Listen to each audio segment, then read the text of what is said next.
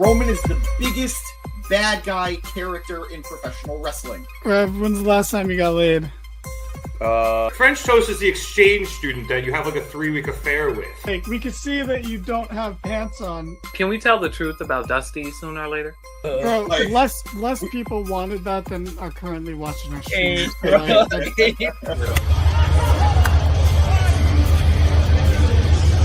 And you know Vince, and you still think, are these true? It's like... Welcome to the Mark It Down podcast.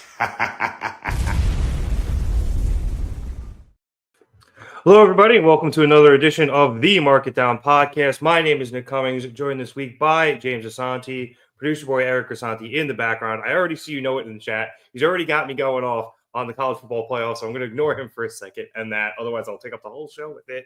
So we can get into Dynamite, which is why we are back here after a bit of a hiatus for Thanksgiving. I hope everybody had a wonderful holiday and a safe one with their friends and families. And hopefully they didn't eat too much and, you know, things might happen. No judgment, though. No judgment. If you eat, you eat. Oh, I'll tell you, I took a great nap after dinner. It was phenomenal. I went upstairs to my cousin's room, turned all the lights off, took a quick 20, got up right in time for Left, Right, Center. I felt very light after dinner because I went to see Wicked, and you'd say maybe I was defying gravity. 2 minutes, $2. Get out of here. All right. Since I'm already worked up, I'm going to start the show. And James just did not know this was planned, but I'm really pissed at TBS right now. So I'm going to do a quick rant and get out of the way early because I spent the entire fucking show looking at a pinwheel because their stupid fucking Xbox app wouldn't work for the entirety of the show. Damn. I tried multiple Xboxes. I uninstalled and reinstalled the apps. I soft reset both the Xboxes, nothing. I had to watch the show on a combination of my laptop and my phone when I was setting up the show on my laptop. It is bullshit. Fuck you, TBS. And I cannot wait to move to Max on the January 1st because I can't deal with that fucking app anymore. The mother of all simulcasts. So I have to ask the obvious question then. How did you watch the show? I just said on the combination of my laptop and my phone. Oh, okay, my bad. Setting up the show on my laptop. It's bullshit. Like I've always complained and have had problems with the Xbox app. I don't think there's an app on my TV, my smart TV. So I guess I have to fucking look now. But it's always been small, and I've always been able to get it at work. 2 hours I was trying it, and just pinwheel. Yeah. Except when, weirdly enough, when I opened it on the main page, I could watch it, the show, but it was still with the watch now, and it's AEW Dynamite, and like all the stuff on top of it, and then it would cut out after like 5 minutes, and then I would have to try to load it, and I just got pinwheel. Wait, so, producer boy, pull up that tweet again. I see you going for something else, but go to the other tweet.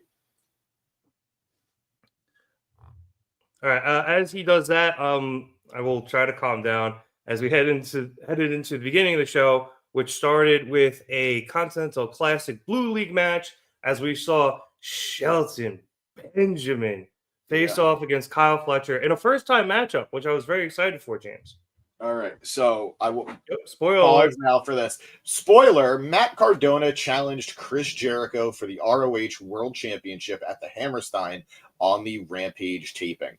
That's a very interesting main event. Feels so anti-Ring of Honor in general, but it'll be a fun main event. It feels like the biggest middle finger to GCW. Yeah, I was gonna say everything going on there with I believe Effie, right?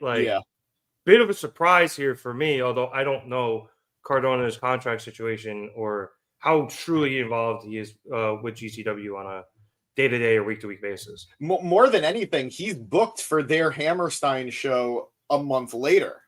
Right. So this really kind of just undercuts their show. And while typically it feels very petty, Effie is 100% bringing this on himself. Oh, yeah. Or themselves. I actually don't know their pronoun. But, yeah, really rough. Rough rider, almost. So, really cool. Before we get into the first matchup of the night, producer boy, can you pull up the scorecards if possible, for for the Continental Classic. I'm sure Yeah. they'll be the updated ones. So you'd be but- surprised. I remember last year we had a hard time finding them. yeah, I can tell you that coming into this match, though, Benjamin and Fletcher each had 3 points. Yes. While Producer Boy looks for those cards, I will jump towards the end of this match here, where after a power bomb, Shelton pins Fletcher with a high stack, but Kyle was able to kick out of it, and Benjamin immediately transitioned into a submission. Kyle was then able to get the rope break and actually stumbled to his feet a bit before countering with a thrust kick, before countering a thrust kick with one of his own. Kyle then went up to the top rope as we see Gold League, the Gold League standings there. If you have the Blue League too, I believe this was a Blue League match. So let's run it down. In the first week, Darby Allin had lost to Brody King. Claudio Castagnoli had beaten Ricochet in the first week. Will Ospreay had defeated, it says Commander on the board, but it was Juice Robinson, who is unfortunately injured now and out of the tournament. Commander taking his spot. Broken fibia for Juice, unfortunately. Is it broken? That's what I saw on right. Yeah, I believe that was either Meltzer or Fightful reported. Damn, that's rough. Guy just came back from injury too. Yeah, I know. Ricochet having lost to Claudio, Brody King having defeated Darby Allin, and Commander coming in at the deficit. So that's the Gold League. Do we have the Blue League, Producer Boy? Not yet. So let's focus on the matchup. Yes, and that was a report from Wrestling Observer Network. So on Shelton. Anyway, what's up, Navarro? What's up, boys? Had a great time at Full Gear together. Missed tonight. How's it been going since? I'm good. Hope you had a good Thanksgiving. Happy belated Thanksgiving, pal. Yep. Anyway, after Kyle was able to get the thrust kick, we now have the Blue League standings. All right, I'll do it really quickly. Kazuchika Okada having defeated, tied with the TNT champion, Daniel Garcia. Very interesting stats on that, which we'll get into a little bit later. Kyle Fletcher having, can you go up, Producer Boy, so I can see who everybody fought? Kyle Fletcher having defeated, the Beast Mortos, don't like that. Daniel Garcia tying with Kazuchika Okada. Mark Briscoe having lost to Shelton Benjamin having beaten Mark Briscoe, and the Beast Mortos having lost to Kyle Fletcher. Don't like that. I'm hoping Mortos gets some good wins in this. He's a guy, I think he's awesome, and I hope he gets a couple. Yeah, me too.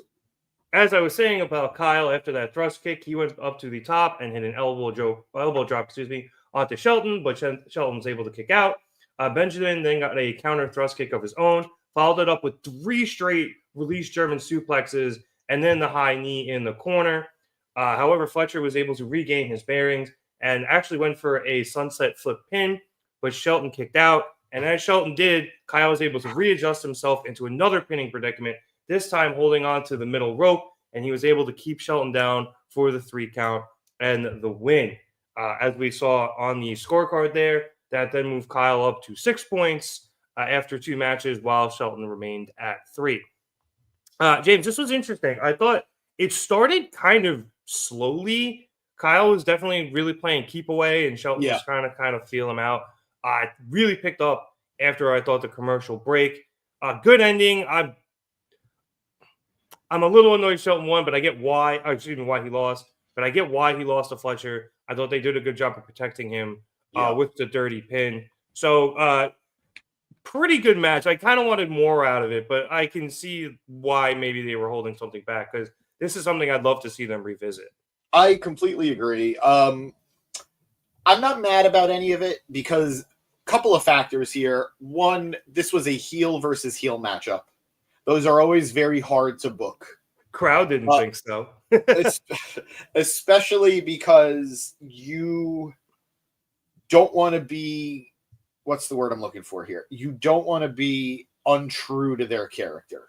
You want to be faithful to who their characters are. And Shelton Benjamin's a heel, but he's not a cowardly heel.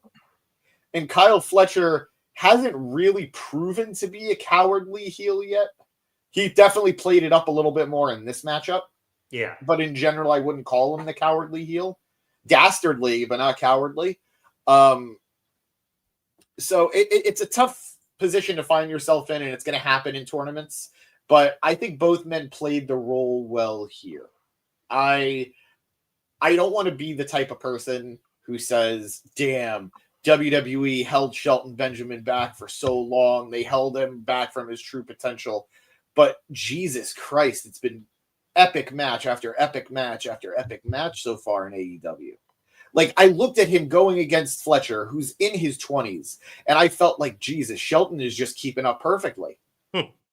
Like, he's more than keeping up. He's, like, raising it. He's the standard of excellence. If only there was a color or a metal that we could associate that with. Gold. I know what the answer is. It's copyright. But fun matchup. I agree with you. It sucks that Shelton took the loss, but realistically, Shelton has already lost since being in AEW, and Fletcher has not lost since turning heel. So it needed to go the way it needed to go. And quite frankly, it's not like Shelton wasn't protected with that finish. Fletcher had to cheat to beat him. Yeah. So really well done from both guys. I love it's not a finish, or it's not a finisher. It's not even a signature, but I love Shelton's run up knee to the face that he hits on guys. Yeah, the high knee in the corner. There's a few guys who do that, but he does it very well. So it looks so fluid when he does it, like 1-2 step knee. Just great stuff. So yeah, fun match, good way to start the show. I will say one thing, and it's something I felt about the entire card. I liked this episode of Dynamite so much, but it felt like in general, so many matches were in the wrong place. I can agree with that. Yeah, I can see why. Because I could see why, even though it is a Continental Classic match, you might want to have had what happened in the middle of the show, which is the title of our episode, perhaps happen at the end of the show. Yes, I would have had the title of our show be the main event or the final segment of this show. So that's what everyone's talking about as you turn off the TV. Yeah, Switch versus Pac, which was the match. And then everything that happened after. And I would have started the show with Swerve versus Caster. I could see why they put that where they put it. Just because it set up the interview, but it wouldn't be the first time we had an interview segment right before a match to start the show. And I don't mind them starting the show with this match either, because this is a good match. Yeah. This is a match I want to see. So I agree with you at the end. I 100% agree with you there. But I think I'm okay with this to start the show. Or I would have maybe started the show with the Battle Royal. That's also possible too. A lot of people although that personally, I thought that felt pretty flat. Oh, I was talking about it with Producer Boy because we were watching it together, and just we'll get to it. We'll get to it. I don't want to jump ahead. Well, we'll talk about it in a bit. It's saying in regards to Shelton, they held him back. Just say it, pal. Yes, but I also do think that Shelton has so much more to show than he is able to in the WWE style of wrestling. And I think you see that a lot with people when they leave WWE and they're able to do things they weren't able to do there. And you're like, holy shit, that guy could do that. And it's like, yeah, they're just not allowed to in that company. So I think Shelton has proven that before, but we're all being reminded, like, damn, this guy is way better than we ever saw in WWE, just because they held him back in ring wise, moveset wise. Yeah. And again, like you just said, we've seen it before. Shelton's done it in Ring of Honor. Shelton's done it in New Japan. Now he's doing it in AEW. So on a larger scale. So just good for him. Deserves everything good. Good old Shelton X Benjamin. Was his old name Shelton Twitter Benjamin? But it's still just Twitter.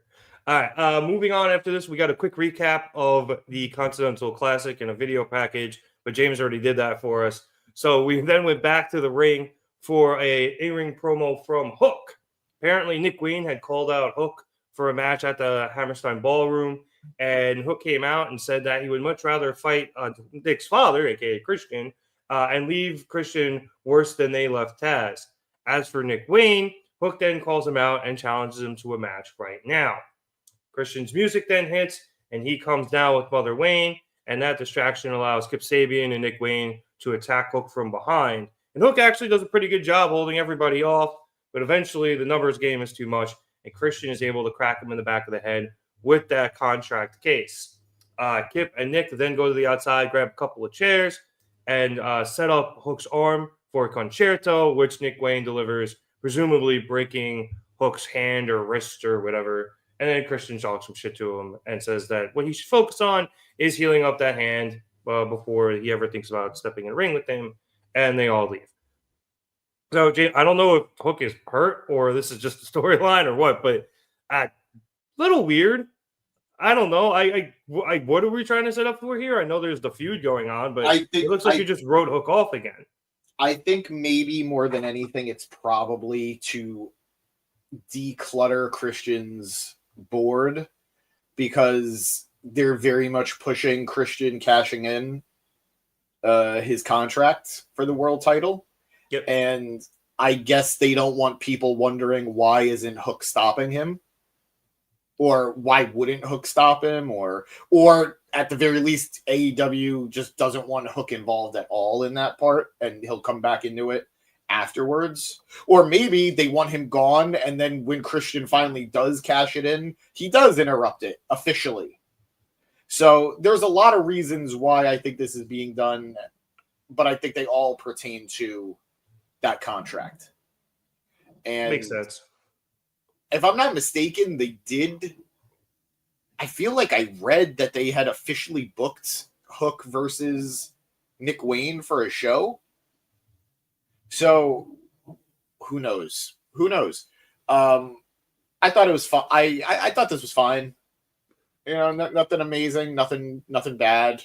Yeah, it happened, and like it just didn't make sense to me in terms of what they were trying to do. If that's what they're trying to do, it makes a little bit more sense. But the execution of it was, nothing to write home about, but it was still fine. Nothing. Yeah, absolutely. And asking, where is Taz for real? I miss his commentary. So Taz actually did have the surgeries that Excalibur has mentioned. I think he had a knee replacement surgery, maybe double knee replacement. He's been talking, Taz has, for a long time, how I think he needs both his hips and both his knees replaced. So they finally just wrote him off because he couldn't put the surgery off any longer, which is why we've had either Nigel or Daddy Magic on commentary instead of Taz for these last couple of months now, I think it's been. It's crazy to me how beat up Taz is, because, like, I know he was part of ECW. I know he was one of those originals. I don't remember him ever taking bumps that were, like, gigantic. And it's like, in comparison to pretty much every other ECW guy who's still kicking around, it's like, they're holding up fine. Like, Van Dam is fine. Sandman is fine. Sabu is not fine, but he's still going. Sandman being fine is a relative term. I don't think Sandman was ever fine, but, like, he's okay. Yeah. Physically. Tommy Dreamer, Rhino. Like, what did Taz go through that his body became the jalopy that it did? I wonder if it has to do with the fact that he did break his neck and maybe just to undo, like, the way, like, your spine maybe affects the rest of your joints. Maybe that's it. A very good could just be not wrestling related. It could be, who knows? So, but yeah, he's in a fuck ton of pain. So, well, I mean, you could also look at somebody like Undertaker. He did some hardcore stuff, but not like ECW guys, and he had to get hip replacement surgery because he couldn't move at all. We saw that in quite a few matches, and it looked bad. It's saying Spike Dudley's fine. Spike is actually probably in better shape than almost anybody. Did you know that Spike is older than Bubba and Devon? I learned that the other day in the picture of the three of them. Yeah, you saw that. Yeah, I read it. Yep. Oh, that's funny. Eric asking, are Joe and Edge going to help Hook? Very realistic possibilities. Edge is officially medically cleared to come back. We know we're not getting him back, or we suspect we're not getting him back until January because he's still filming for Percy Jackson season 2. So it's very possible. Joe, who knows? I guess Joe is also still filming. I fucking guess. I feel like he's been gone for like half the year already. Yeah. I think I read people were speculating that Copeland will probably have a shorter filming schedule because the character he plays, I think it's Ares in the show, isn't as involved in these earlier seasons, assuming they're following the books the way they are chronologically instead of moving stuff around too much. In later seasons, he might be more involved. But Joe is a pretty major character in Twisted Metal, and I think he has a lot more shooting dates. So it might just be taking Joe longer. And hey, maybe Joe is also hurt. Like, who knows? Yeah. And and I love that Shibata just doesn't give a shit about Hook if Joe's not there. Why not? I don't even know where Shibata is. Like, kind of dealing with the conglomeration, like kind of part of them, kind of not. I don't know. It's been 3 years. So this tweet, Jobber Nation, saying it's been 3 years since Hook debuted in AEW. He's made zero progress. Mic skills, awful. Wrestling skills, stagnant. Charisma, zero. Disagree. I will say 1,000%. In the race of the Nepo babies, Dominic Mysterio leaps and bounds jumped ahead of Hook. I don't think any of us saw that coming, but he did. But to say that Hook hasn't progressed isn't a good faith argument. Nope. He's way more comfortable on the mic. He's not a good promo. He's not like, I'm not looking to Hook to be a good promo, but he delivers what he says well enough, like that I'm not cringing. His ring work has developed, but he was also always pretty decent in the ring. Like, it's not like he needed to get much better. He just needs to probably diversify a little bit. But yeah, he needs to expand. I will agree. Stagnant, correct in the word that he hasn't really expanded his repertoire, but I would, I don't, he's progressed in the ring. And that charisma zero is fucking bullshit. Get out of here. The kid had charisma when he walked in. Like, come on. He made eating a bag of chips cool. Yeah. Somehow. So, no. So either you're just erroneous on all accounts. Yeah, so either you're just like an old head and like don't understand the youth, and I don't, but I still know that Hook is damn cool for his age, or you just, you're one of those fucking people on the internet who just argues in bad faith because that's what Twitter has become. You know what you made me feel like just now? Steve Buscemi and the hey fellow kids. How do you do, fellow kids? Oh God. We're in trouble, pal. Oh, look, I'll be the first to admit, like, I don't get half the shit that kids like 20 years old are doing. Because I have like 20-year-old cousins and they say shit to me and I'm like, what the fuck are you talking about? I am online, but I don't have TikTok and I think that's a huge part of it. Do you follow the Skibbity Toilet? I've seen that. I have no fucking idea what that is. It's a show, right? It's a YouTube show or it's a TikTok show? The weird thing is from what I understand, this came out years ago. Yeah. And kids just like somehow rediscovered it because I know that face from something that isn't it shooting out of the back of a toilet. So I weep for the future. Yeah, the internet is ruining children. It really is. Honestly, kids should be forced to use dial-up internet as they grow up. Like they should all. If you want it, you gotta earn it. Yes, they should all go through what we go through so that they understand how to use the internet as they grow up. Because we learned like as the internet grew up as well. These kids are just being thrown straight into the deep end, and they are drowning. Yep. But okay, enough. Welcome to my world. All right, enough yelling at clouds. Let's move on as we then went backstage for an interview with Mercedes Moné, who once again interrupts Renee before she can answer any questions to spout off her bullshit. Anyway. Renee asks Mercedes about Camille being attacked backstage on Rampage, and Mercedes gets upset that Renee even mentioned her name, saying that Camille quit and she doesn't concern her anymore. However, what does concern Mercedes now is Anna Jay sticking her nose in where it doesn't belong. Mercedes says that Anna has a match with Penelope Ford later in the night, and she will be watching it very closely.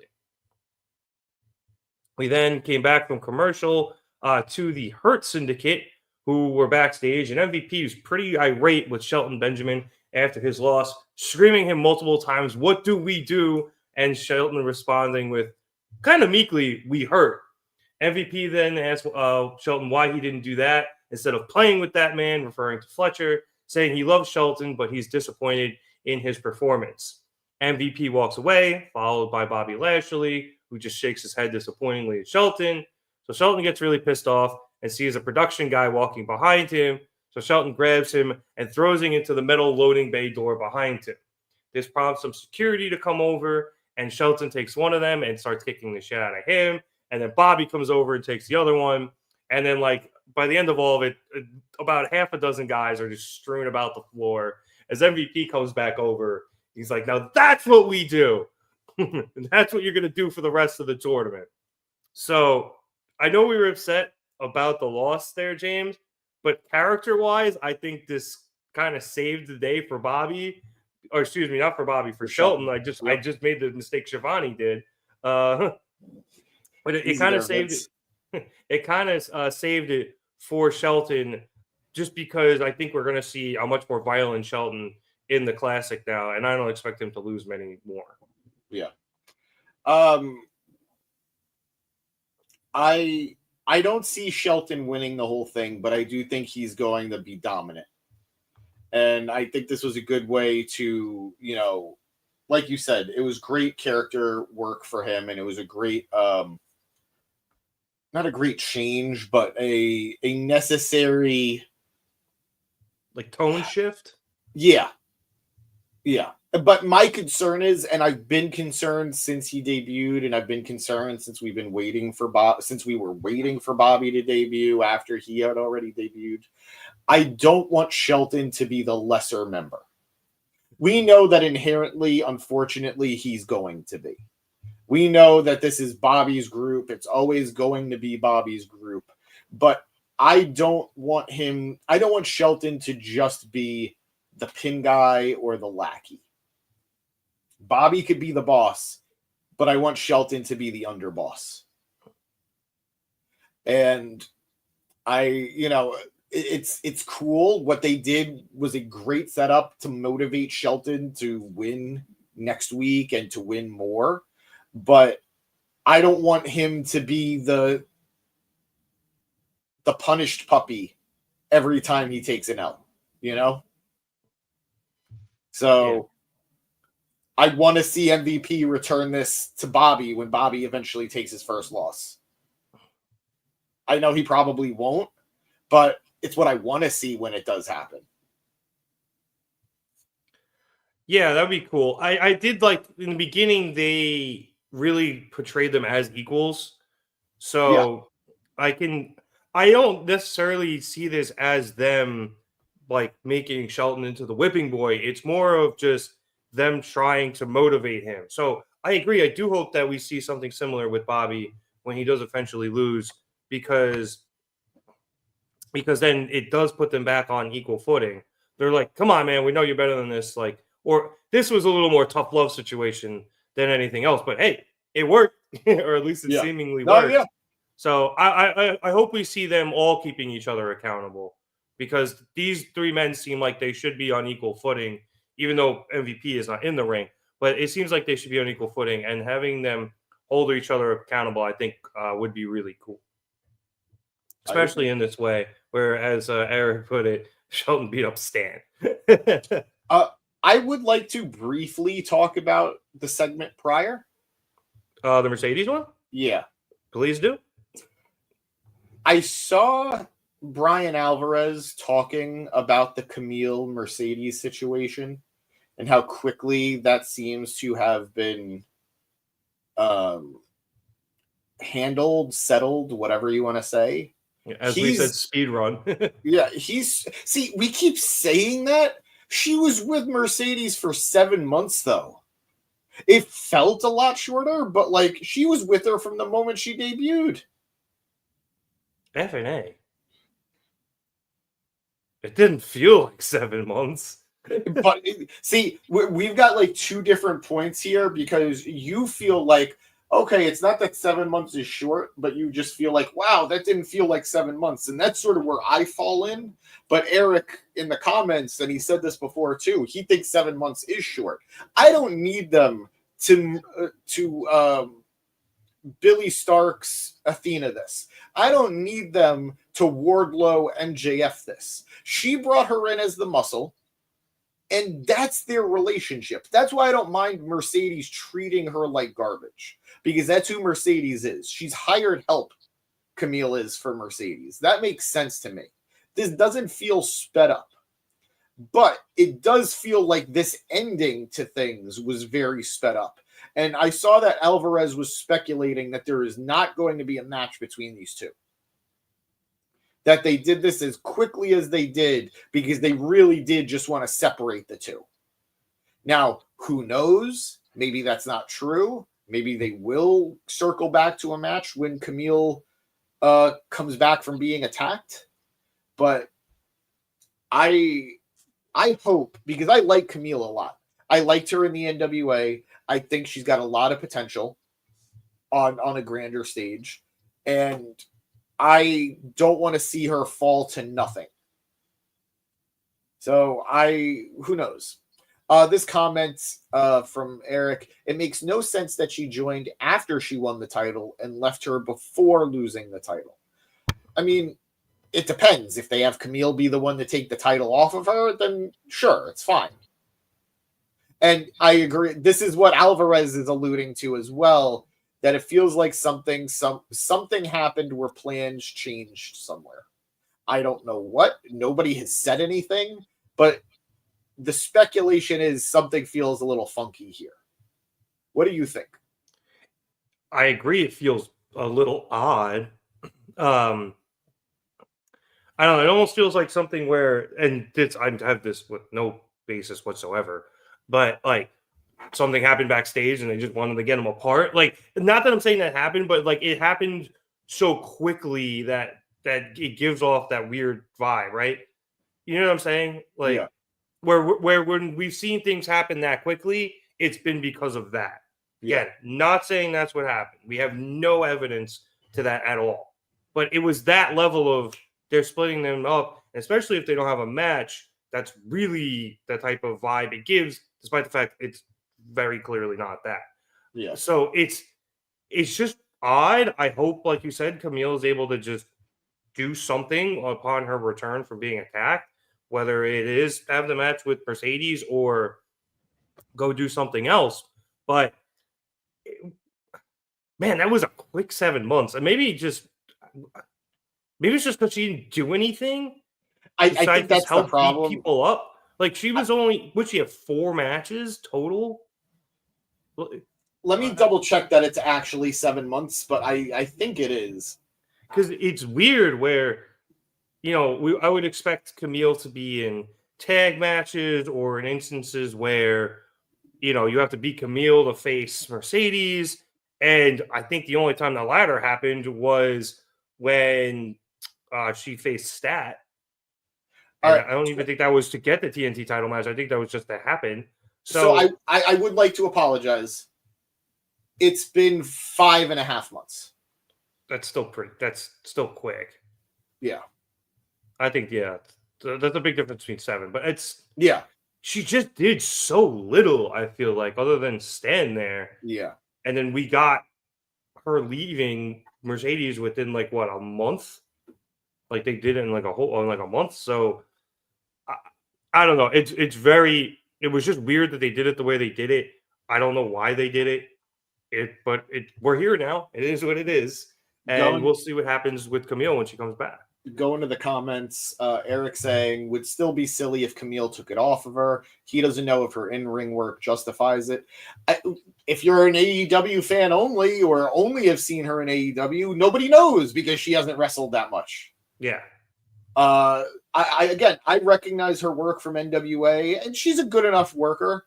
Like, she's good enough that people were hoping for a match between her and Charlotte at one point. So I think that speaks to her character, to her work rate.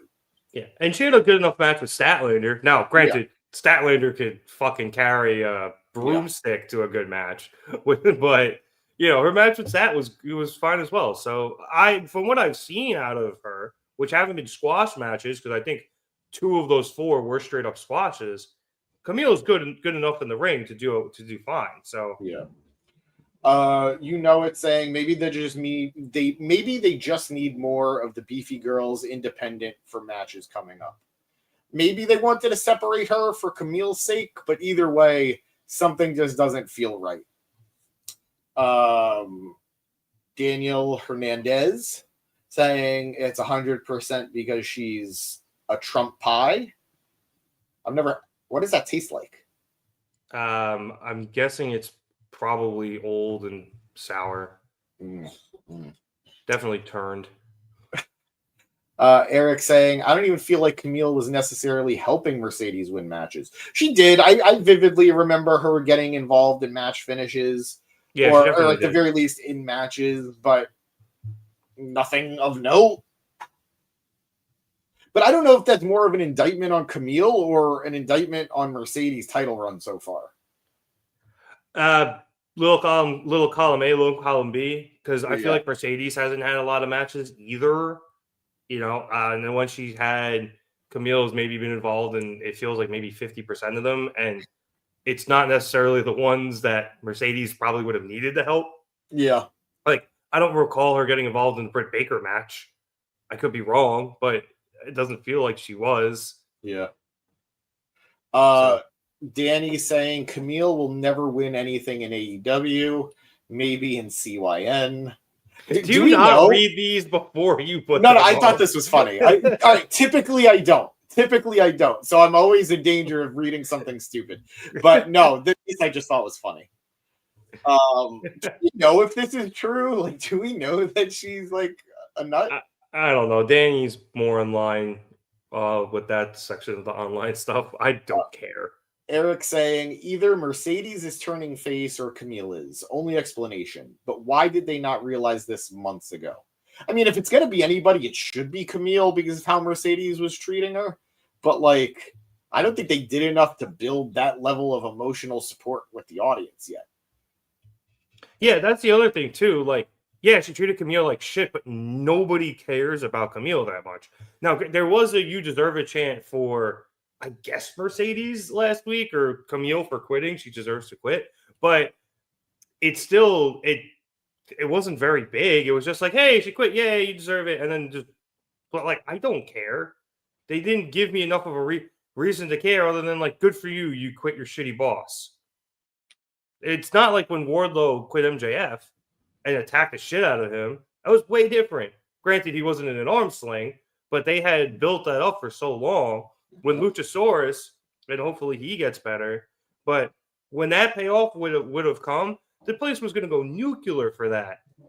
But this, they didn't give us enough of a reason to care. I think because it happened so quickly. Yeah, no, I'd agree. Or so uneventfully, I think is the bigger issue. Yeah. I think 5.5 months is enough time to build a story and to see a story realized, but you got to pack that 5.5 months with time. Yeah, especially because like it wasn't like Mercedes was treating her like shit from the jump. Yeah. It's only been the last month and a half or so, tops. Eric notes that Mercedes won clean at Full Gear. I think it's okay for heels to win clean sometimes. Yeah, and Danny pointing out that Mercedes did tell Camille to stay in the back. So that's why, obviously, Camille wasn't involved in that finish.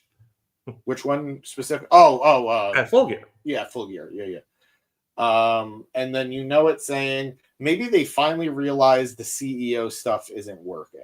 See, I'm going to say something that might be unpopular because I see a lot of people bring up how cringy the CEO stuff is, and it is. It works for her as a heel for it to be cringy. Her doing or her waiting for people to do the CEO chant for her and nobody doing it is, even if it's unintentional, it's great heel stuff. It's great heel work. So unintentional or not, and it might be, I think it suits her. Yeah, because she is so egotistical and self-centric that exactly, she's waiting for people to do the CEO chant and dancing like they are, and they're just not. So she's either delusional about it or she just doesn't care and and is doing it anyway. So or she just thinks that the piped-in CEO chants are actual chants, and that's her level of delusion. But I agree with you; it works. I can see why people are saying it doesn't, but I do think it does. It's just she needs to do something more, I think, promo-wise to piss people off because she's getting boos, but not the way she used to. Yeah. I need her to steal a little kid's like headband again. Like I need that level of Mercedes. I need her to find Izzy and just like spit on her at this point. Like Izzy's like go find Izzy's home and spit on her. But I think we covered basically everything we need to at this point. I'm sorry if I derailed us, but I do think there is a lot there. Yeah, it's a weird situation with Mercedes and Camille. I'm sure we'll hear more about it, especially as Camille returns from. I don't even know if that's a kayfabe injury or not. But I'm going to go out on a limb and say it's not. I got a bad feeling it's not. Yeah, maybe that's why she's gone too. So we'll see. Yeah. All right. Well, speaking of disappointing, we now head to the Dynamite Diamond Battle Royal. So the final two people standing in this match would go on to face each other at Winter is Coming. And then the winner of that match, which is next week, cool, faces MJF at World's End in a few weeks. I'm just going to run down the eliminations, or at least the ones I caught. I'll start with saying Evil Uno trying to convince Adam Cole to team up with him, which I thought was hilarious. Budge! And then Cole wasn't having it. And then eventually Mark Davis eliminated Evil Uno. Action Andretti and Leo Rush eliminated Top Flight at the same time, which is very intriguing because they've all kind of been in a stable together. And wait, so Leo Rush and who did it? Action Andretti? Andretti. Yeah. Man, that's... They've been slowly starting to pull away from Top Flight. Yeah. And this is going to be a problem. Lance Archer and Brian Cage teamed up together to eliminate Mark Davis. Kyle O'Reilly eliminated Action Andretti. And then Leo Rush with the help of Rocky Romero, who pulled the rope down. Cage and Archer then teamed up again to eliminate Rocky. Cole eliminated the Butcher. And then we're down to the final four of Cole, O'Reilly, Cage, and Archer. And we ended up in a situation where Cole was on one side facing off against Cage, and O'Reilly was on the other side facing off against Archer.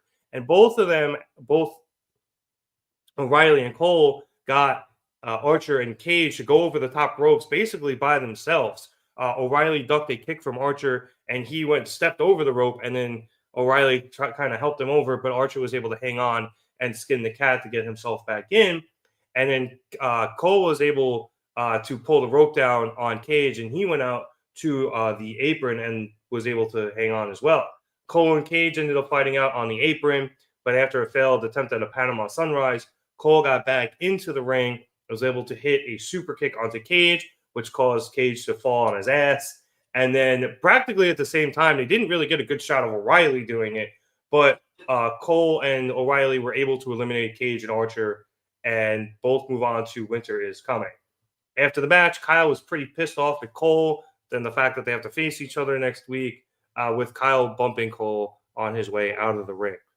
So, James, for something that is usually a little bit more hyped, and granted, I think it was way more hyped when MJF used to have to be involved, but this fell flat for me, like I said earlier in the show. I don't know if a decent chunk of it was during picture-in-picture. This was when I moved onto my phone, so I was like half watching it. But it just seems like your very standard battle royal. I'll actually kind of agree with this tweet from Black Star here on Twitter. Nobody in this battle royal gives a single fuck, and it's incredible. Very half-assed. I don't want to say that. I don't blame the competitors. All right, I won't agree with it, but it looked half-assed. It's just the booking, because my God, how predictable can we get at this point? True. Like, you're right. When they were initially doing these battle royals and MJF had to be a part of it, there was a level of unpredictability because it's like, well, okay, MJF could get eliminated and somebody else could win it. But now it's just, we know whoever wins it is somebody who's either feuding with MJF or we know is going to be primed for MJF. And it's like, I personally have been advocating for years to see MJF lose the diamond ring because I think it'll be a great character moment for him. And I think it'll do a lot to like get him riled up. I don't care about seeing Cole do it. I just don't. you care about seeing O'Reilly do it. I like Cool Kyle, but no, just like it was really nice that Roddy had the match against MJF. That could have been on TV and not on pay-per-view. And I feel the same about Kyle versus MJF as well. I'm sure it would be a good match on Dynamite or Collision, not on pay-per-view. Roddy versus MJF was a pretty good match. It was a very good match. It should have been on TV and not on pay-per-view. It just, like, we knew MJF was going to win. We knew that there was no stakes to it, and we knew it wasn't the big match. Yeah. Just like Kyle O'Reilly's not going to be the big match for MJF. It is a bit of a shame that they couldn't push all of this back a little bit more, just so that, say, Roddy versus MJF was next week on Winter is Coming, because that's usually a pretty big show, and they probably would have gave them, a decent amount of time to have that match. I do understand why they put it on the pay-per-view, just because I think they were trying to tease you into thinking Cole was going to be on the pay-per-view, and then he wasn't. I get that, but you don't sacrifice a pay-per-view match for an I gotcha. But maybe that's it. And again, I enjoyed the matchup. I don't want to sound super negative on the match. It just, in my opinion, it wasn't a pay-per-view match. But regardless of all that, man, this Battle Royal was paint by numbers. Yeah. Paint by numbers. And again, I'm not blaming a single competitor. You know what? There is one competitor that I am blaming, and that's Brian Cage. Because, man, does that man look like he's just given up? I didn't recognize it was him because he grew the beard out longer. He's got the generic haircut. He's got the beard. It's like, say what you will about what Brian Cage used to be. Like, I know there were a lot of jokes about him being everybody's favorite creator wrestler from when they were 12. But he looked like a cool creator wrestler. Yes, he looked cool. Cartoony, over the top, but he looked fucking cool. And even if you didn't think he looked cool, at the very least, you could pick him out of a lineup. You cannot do that with Cage right now. Every time I think of Brian Cage, especially from back in the day, I always think of that cold open for Being the Elite, where Matt and somebody else were talking about Matt's abs, and it's just a zoom in on Cage's abs. And you think you're talking about Matt, and then they zoom out, and Matt's like, Brian, could you get out of the way? We're trying to have a discussion about me here and how good I look. Brian's working out, and he's like, yeah, okay. We'll get to that in a second. Here we go. All right. Do you want to do it, James? No, you can finish. I was just going to say, I agree. This Battle Royal was, I think you put it well there, paint by numbers. And because it was so predictable, maybe that's why I did not care about this match. It was also very short. And there were things that they could have done in this Battle Royal, even if we had the very obvious ending. I think much more attention should have been paid to the fact that Andretti and Leo Rush, I don't want to say betrayed the other members of Top Flight, but they did eliminate the brothers. That seems like it's something that should have been a little more built up, and in, both in the match and then on commentary. It got shoved aside very quickly. The fact that Mark Davis is out there for the first time really doing something on his own seems like a pretty important storyline. Was never mentioned. The Evil Uno stuff was a little funny. And I know a lot of that was, probably Being the Elite or whatever, but it was still there. The conglomeration, I think, was said once. And it was when Kyle and Rocky helped to eliminate, who was it? Leo Rush. And then Rocky got eliminated 2 seconds later. They barely helped each other out. The only two people who were teaming together were Archer and Cage. And they barely mentioned Don. I think they said Don Callis' family one time. Would have been a decent spot. I know he was out earlier for the Fletcher match. Having Don back on commentary, touting his boys up because they were dominant in this match, or at least they should have been a little more dominant. There were not a lot of people in it either, which I think also contributed to the small amount of time. How many was it? 12? Let's see. Davis eliminated Uno.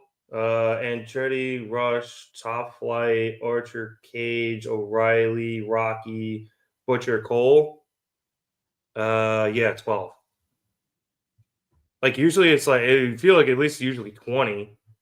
You know, like even if we just throw a few more guys in there for Archer and Cage to throw out and make them look even more dominant, but they spent more time talking about the fact that the Butcher is always very dominant in these battle royals and ends up tossing a lot of guys out.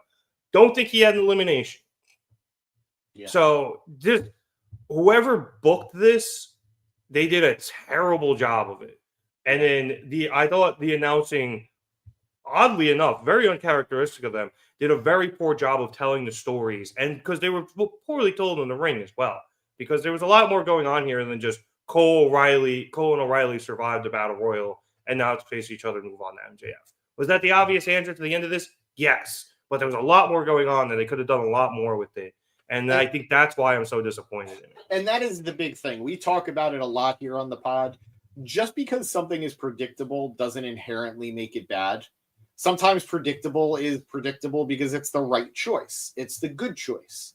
But the problem is to get here just wasn't worth it. Yeah. So that is what it is. And I really need them to be done soon, Cole and MJF. I think for everybody involved at this point. Yeah, and I think we kind of got a little bit of a tease of where they're going later, and I'll get to that. But one more thing before we get to that comment from FM, because I know we want to talk about it. I don't think Cole and O'Reilly were ever in danger of being eliminated at all. That's the problem. There wasn't even a spot where I believed it. Yeah. Hell, I mean, I know you want to build to that Cole O'Reilly match. I would have taken having Adam getting eliminated and then O'Reilly face off against somebody else to then face MJF, who then gets, and then O'Reilly gets his ass kicked. Sure, but that goes against my point of I need them to be done soon. Trust me, this isn't over. Trust me. O'Reilly's winning next week. You think so? Yeah.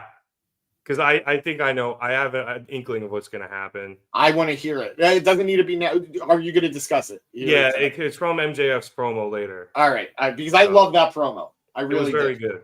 Okay. It was very good. All right. Let's get into FM here if we're done with this Battle Royal. Because I know you were very, very eager to talk about it. So FM said in the comments, I'll put it up. My bad. That's me. That's my bad. So FM said, so as much of a deuce as JD from NY is, do you guys agree with him that AEW sucks? And then he put a couple of emojis in there. I will start here by saying, no, I do not think AEW sucks. I think AEW is still very good. I do think that it has its weaknesses and it deserves to be critiqued for those weaknesses. Yes. And I would even maybe agree that it's not as good of a product as it was when it started. But sucks is definitely the wrong word here. I still think it's a very good show. I enjoy the wrestling very much more than WWE's, just because I enjoy the way that the focus.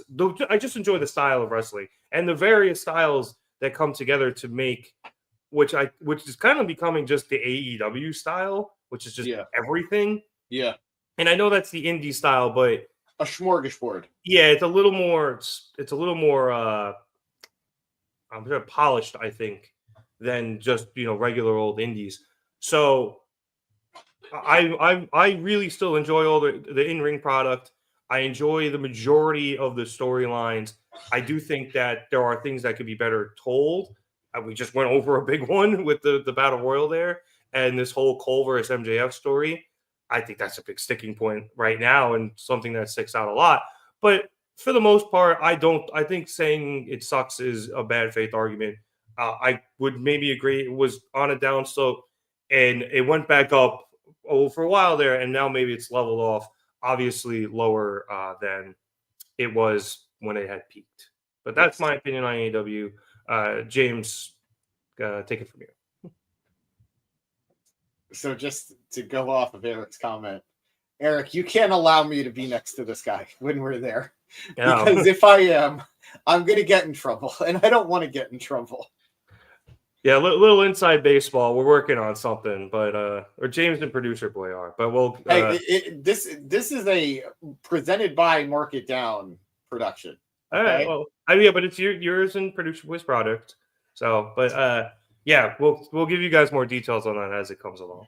But look, I do not like JD from NY. I think he is a grifter who similar to what it said, we'll suck whatever, we'll get him views. He found out a long time ago, just like a lot of wrestling YouTubers did and a lot of wrestling personalities did, you are going to get more attention when you say bad things about AEW. Look at Bischoff. What happened? I said, look at Bischoff this past week. He couldn't help himself on TV.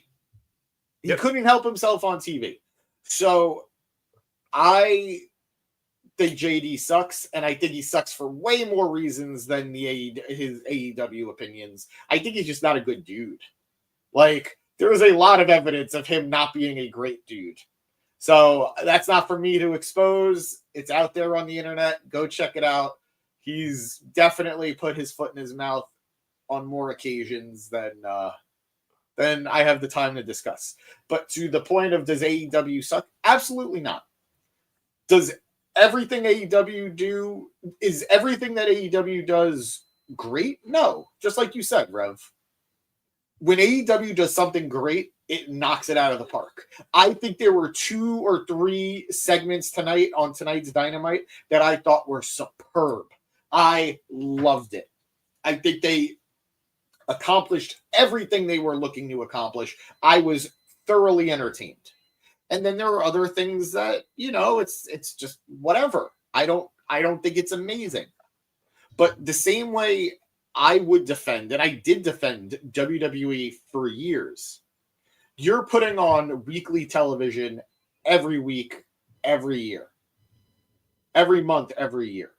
Not every episode is going to be a slam dunk. Not every episode is going to knock it out of the park. They just don't.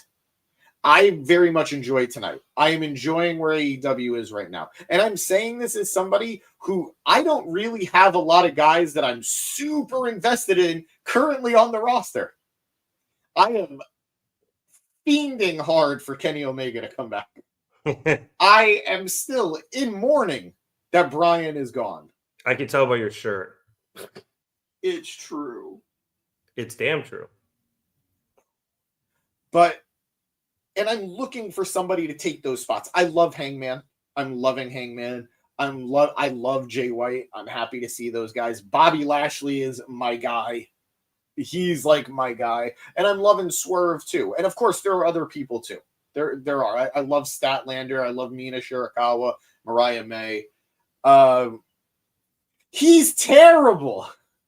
First of all, that is a picture of Io Sky because she always wears those. Second of all, that was the reference to the board game thing. I'm not calling Io trash. She's one of the best wrestlers on the planet. Second of all, we don't need to be showing his tweets. Like, I'm honestly, I'm a little disappointed we're giving him the time of day in general. I apologize. The question was asked, and in response, FM has said, "Thank you for your honest takes. Seems like so many channels are just ready to trash AEW. Appreciate the input." And then, regards to Bischoff, he now gets paid by WWE, ironically. And FM, that is funny. But FM, but the thing is, it's not ironic. There's a reason he shits on AEW, and it's because he is paid by WWE. So, and FM, I want you to know too, and I will speak for Rev, although maybe not 100%. We like WWE too. Yeah, we really do. Like, I mean, Rev maybe a little less so than me, but I love WWE. I grew up on WWE. WWE is what turned me into a wrestling fan, and I've been a WWE fan for over 20 years now. I will still happily watch WWE. I love wrestling. I keep pointing the wrong way. Rev loves wrestling, whether it's AEW, WWE, TNA, New Japan, Ring of Honor, House of Glory. Some of us are going to MLW tomorrow. We love wrestling. And across the board, no matter the letters of your company, there's going to be great and there's going to be not so great. So we just want to enjoy everything. And thank you for joining us, FM. Honestly, we love being able to talk with people. And any input you want to put in, please let us know. If you liked tonight, let us know. Did you think today's show was great? Did you think it sucked? Either way, you're not wrong for liking or disliking what you like. As long as you're doing it As long as if you dislike something for the right reasons. Yeah, I mean, a couple of weeks ago, I forget if it was the Go Home show for Dynamite or the show before the Go Home show for Dynamite, but we did not like that episode of Dynamite. It was bad. It was just bad. And, you know, we are more than willing to call out shows when they have poor segments or poor matches or whatever it is.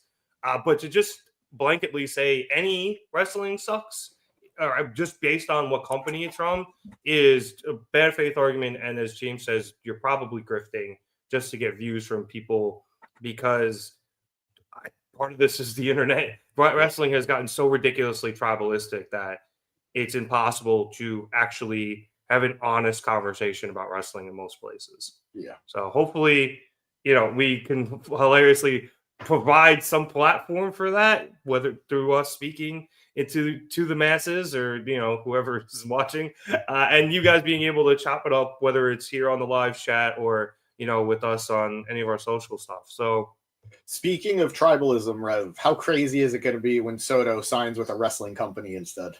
Did you see that nonsense where he was like, "Oh, I'm having he did a press conference to announce he was signing, and it was with like Celsius or something." What a dick!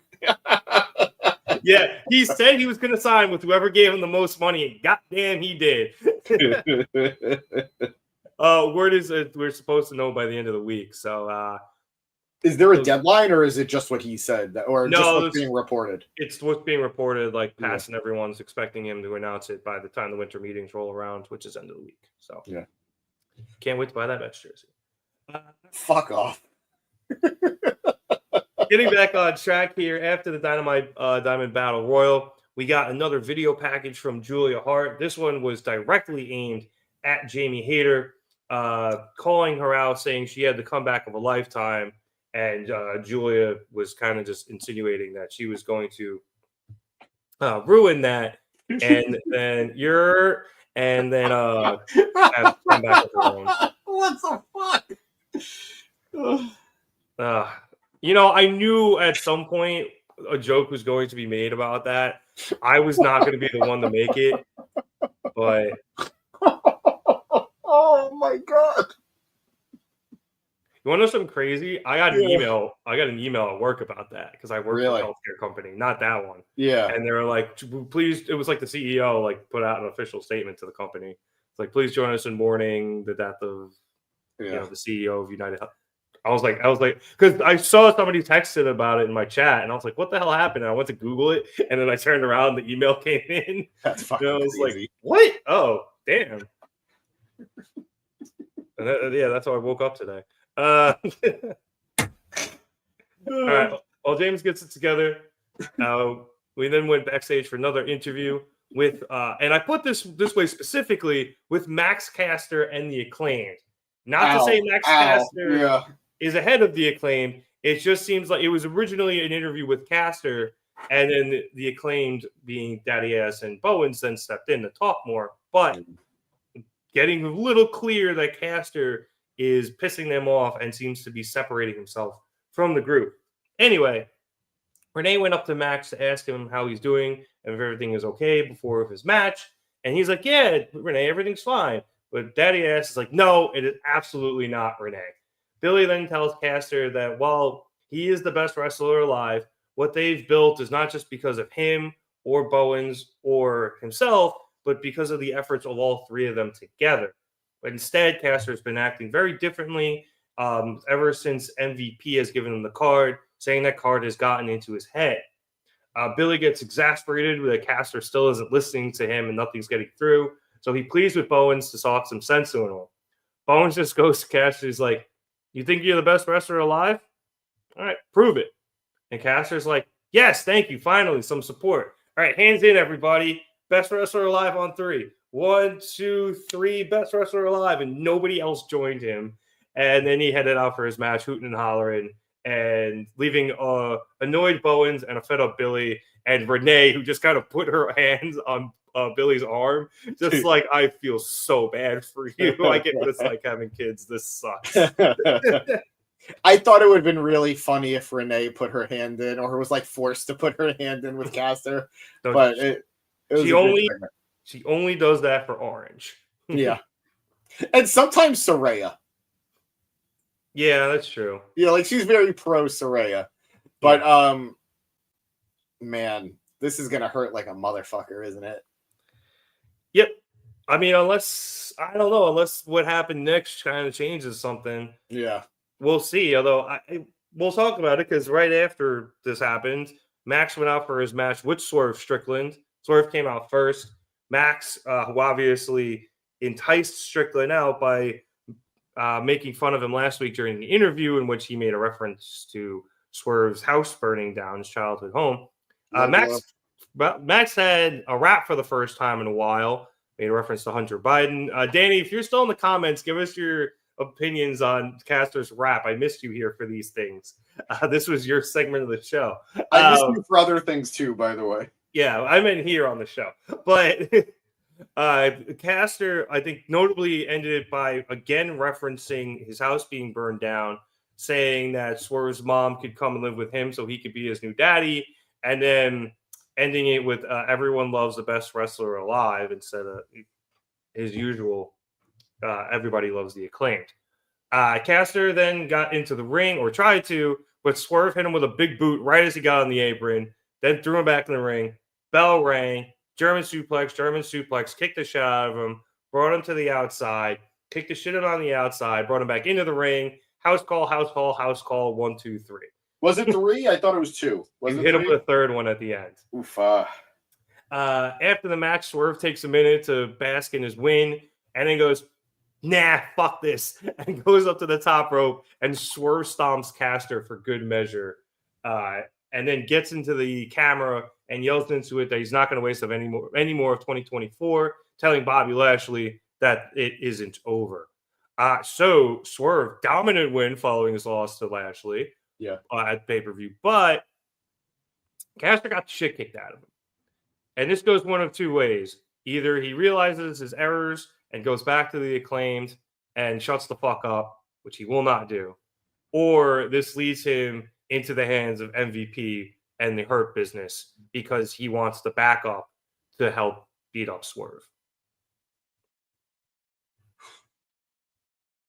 That was a good tweet. That was a good tweet. That's sad. Man, I'll put it this way. MVP was shitting on Shelton for losing. Somebody he's a friend of. Do you think they're going to want Caster, who lost in 3 minutes or less than 3 minutes? Yeah, I should have mentioned, this is like a 3-minute match. This was a complete total squash. And I'm being generous. 3 minutes is generous in this instance. I don't know. I am of the belief, and I have been of the belief, Caster should not join them. Simply because I think you're going to lose everything that makes Caster good and entertaining. I think Caster should probably turn heel and split up from Bowens regardless. I don't think he should join. Sorry. I don't think he should join the Hurt Syndicate. So. Does not fit with them. Not at all. 1 second. All right. Well, James. No, I'm good. I'm good. I just needed to get it out. I do like it's saying I kind of like the fact that Strickland didn't just walk away after the win. Yeah. And I agree because Max talked a lot of shit about his childhood house being burned down. And considering how much shit Hangman talked about it, I mean, he also did it, but considering how much shit he talked about it and the amount of pain that Swerve dished out to him, Caster barely got a taste of that. And in general, a little bit more at the end. And in general, Swerve is not a nice guy. Like, he's not meant to be. Like, he is, I don't want to say a fucked up guy, but like, he revels sometimes in being a dick. Yeah. So, like, I think he is firmly in the babyface camp, but he acts like a tweener.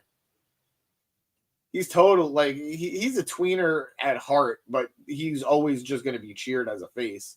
Yeah. I mean, unless he's doing some really fucked up shit, but even then, like he turned to a face because he broke into Hangman's home and stalked his baby. That's what got the crowd to be like, yo, this guy's pretty fucking cool.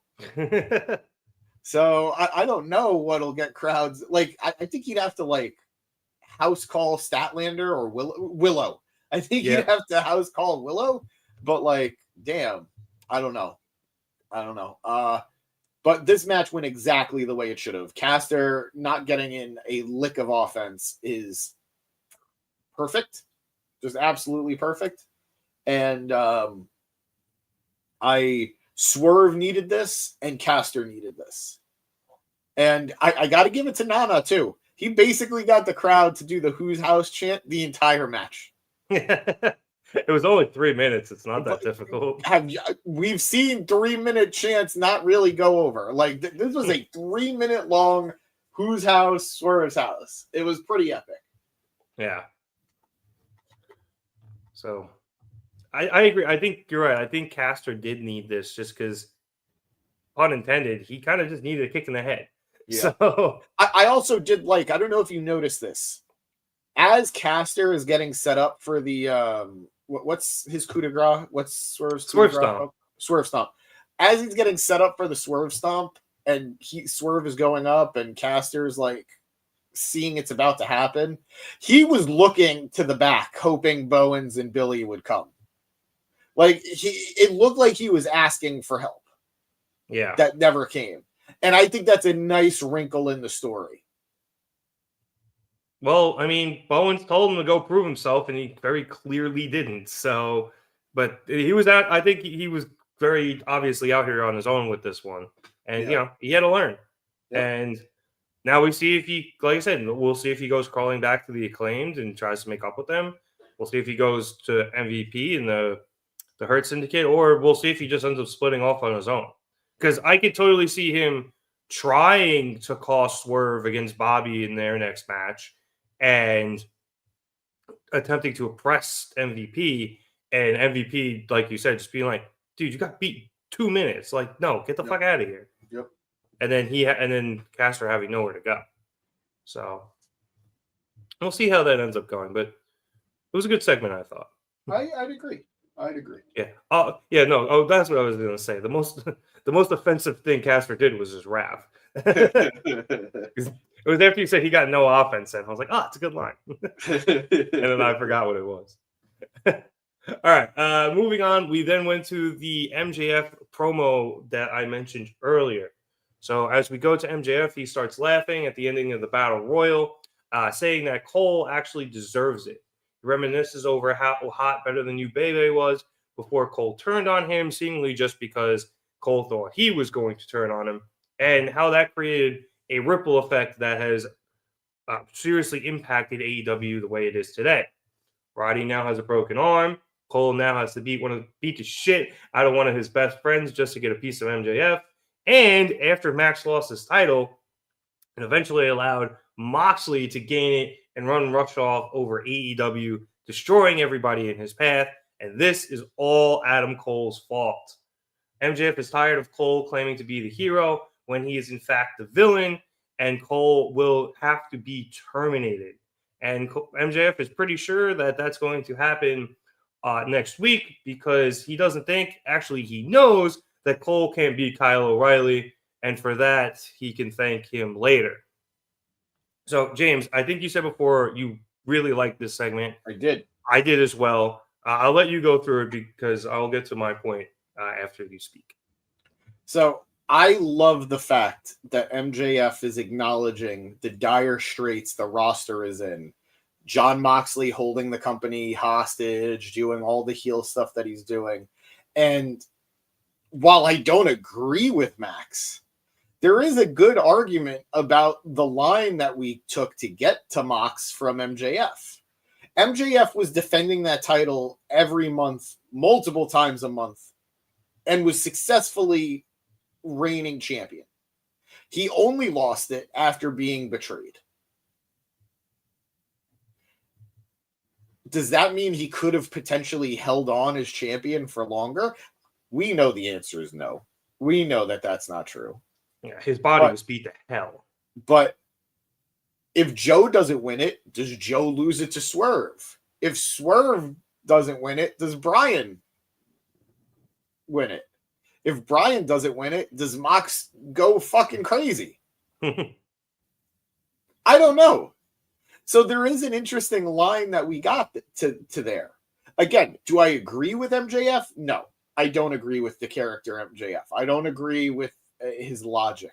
But I understand how someone with his personality couldn't get there.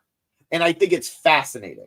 And I also love the fact that he told Adam, you say you betrayed me because you thought I was going to betray you first, so you just decided to beat me to it? You have no evidence that I was going to do that. There is no reason to think I was going to do that. And I think it's great. I mean, granted, there were signs that he thought about it several times. But he didn't do it. And I don't think he was going to do it. So I love him calling out Cole. Because, and I've said this to you a lot over the last couple of months since Cole's been back. The fans are not buying Cole's line of bullshit about turning on MJF before MJF could turn on him. And if the fans aren't into it, I'm glad that they're acknowledging it in some way. Without burying the story. It's just two guys who are opposing each other and saying, you're wrong, I'm right. I like that. So very well done segment as far as I'm concerned. And I'm fascinated to hear what you think about it. Oh, I really liked it. But I think the number one thing that stood out to me in this is MJF saying that he's tired of Cole claiming to be the hero when he is indeed the villain. Now, obviously, what he was saying about Moxley, despite it there being a kernel of truth, there is some twisted logic to it. Yeah. But the logic that he is the reason Roddy is hurt and he now has to face O'Reilly is pretty sound. Yeah.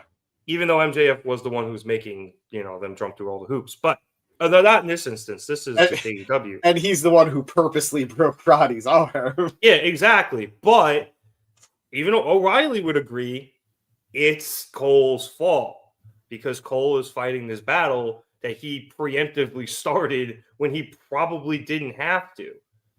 So what I think is going to eventually end up happening is I'm not really sure. I said next week I think O'Reilly might win. It depends on where they want to go with it, but I do think this ends with Cole turning heel and just becoming the villain that he doesn't realize he is. I think it's for the best. Yeah, because this isn't working right now. The crowd's just not responding to him. Yeah, they just aren't. And I'm so conflicted because I really do just want Undisputed Kingdom. I almost said Empire. What? Wait. What is Ospreay's group? It was United Kingdom. United. Okay, United. Okay. I do want the Undisputed. No, it was United Empire, Undisputed Kingdom, and then the UK was the country. Yeah, so we're all fucked up. That's a lot. I want O'Reilly, Roddy, and Cole as a group. It just works. It works so well that I'm willing to include and accept Taven and Bennett. I just want it. I'm good on Bobby. And I say this as someone who's seeing Bobby tomorrow. You see he shaved his head? It needed to be done, but it still doesn't look great. Yeah, it was just I thought I hadn't seen it. It was just jarring. But that always happens when somebody buzzes their head. But to go off the comments, to go off what producer boy, what Eric is saying, if MJF didn't just turn heel, it would have been cool to see MJF turn face to beat Mox down the line. I agree. And I do think it's important that he mentioned Mox in this promo because I do think I wouldn't be shocked if we saw MJF take on Mox down the line because they did feud for the title on 2 occasions. During Mox's first reign and during Mox's last reign before this current one. And the last reign before this current one, MJF was the guy to take the title off of Mox. So I don't agree with Eric that I would have wanted MJF to take the title off of him, although he is a good candidate. But I just wouldn't want to see MJF take the title off Mox twice when I think there are other people who could do it. But I wouldn't hate MJF turning face again, personally. It's too early, I know, but I wouldn't hate it. I was like, you could still do a heel title feud. I know that's weird, but MJF doing the right thing for the wrong reasons, being like, all right, like Mox is running roughshod over my company. This is, him just doing it for a selfish reason. It's like, you're fucking up my business. Yeah. I can see that happening. The story's there. It might be a little difficult to tell, but it's there. You could do it. I love morally complex heels. I love heels that are bad guys, but are also not always wrong. Which is why I think everything going on, and I know I'm jumping to WWE, everything going on with the bloodline and the heel face dynamics of everyone surrounding them has been so good. Guys like Drew McIntyre and Kevin Owens. And it's also a reason why a guy like Hangman has been working so well. Yes, absolutely. Back here in AEW. So I'm enthralled. I am invested in MJF in a way I haven't been in a while. And I can't say the same for Cole yet, but next week could do wonders to get me there. Do you think he turns heel, or this ends with him turning heel? Because I think he just ends up so far down the rabbit hole that he does. It depends. Like, this is gonna sound bad, but it depends on how stubborn TK is. It depends on how stubborn Tony is. Because I agree, I think the best outcome is for him to turn heel. But if they are dead set on Cole staying face, I could realistically see a path here where he's constantly being tempted to turn, but he rises above. That's not what I want to see from Adam Cole. Yeah, it sounds lame. Like, it works for a Cena character. It works for an Orange Cassidy character. It works for certain guys. It's not who Adam Cole is. So I am very intrigued. Next week is going to be huge. Winter is Coming is like my number 2 behind Grand Slam. Winter is Coming has had some great moments over the years. Yeah. So, like, Kenny won the world. Sting. Kenny won the world title at Winter is Coming from Mox. So, like, I love Winter is Coming. So I'm hoping. Damn, it's crazy that we have a crossover with the show that's, like, not on anymore. Like, Winter, like, it's Game of Thrones. Oh, yeah, duh. Sorry. Well, it's kind of on. I mean, yeah, there's the spinoff, but, like... and apparently, I think the Jon Snow show is in pre-production. Oh, it's not happening anymore? It might go into production one day again, but as of right now, it's, no pun intended, on ice. Honestly, nicely done. Whatever show he's on now on HBO is apparently really good. So yeah, I like it. Yeah, but anyway, good job, MJF. Very intrigued, and man, that Undisputed Kingdom, yes, Undisputed. There's a lot.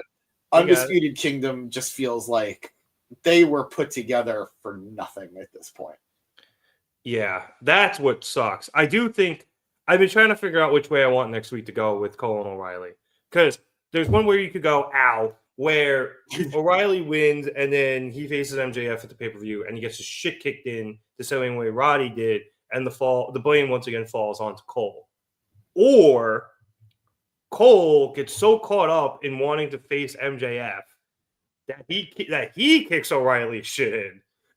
And then he goes on to face MJF and maybe even beats him and gets the Dynamite Diamond Ring. And he's finally won, but it's kind of like at what cost thing, because Roddy's on the shelf. He puts O'Reilly on the shelf.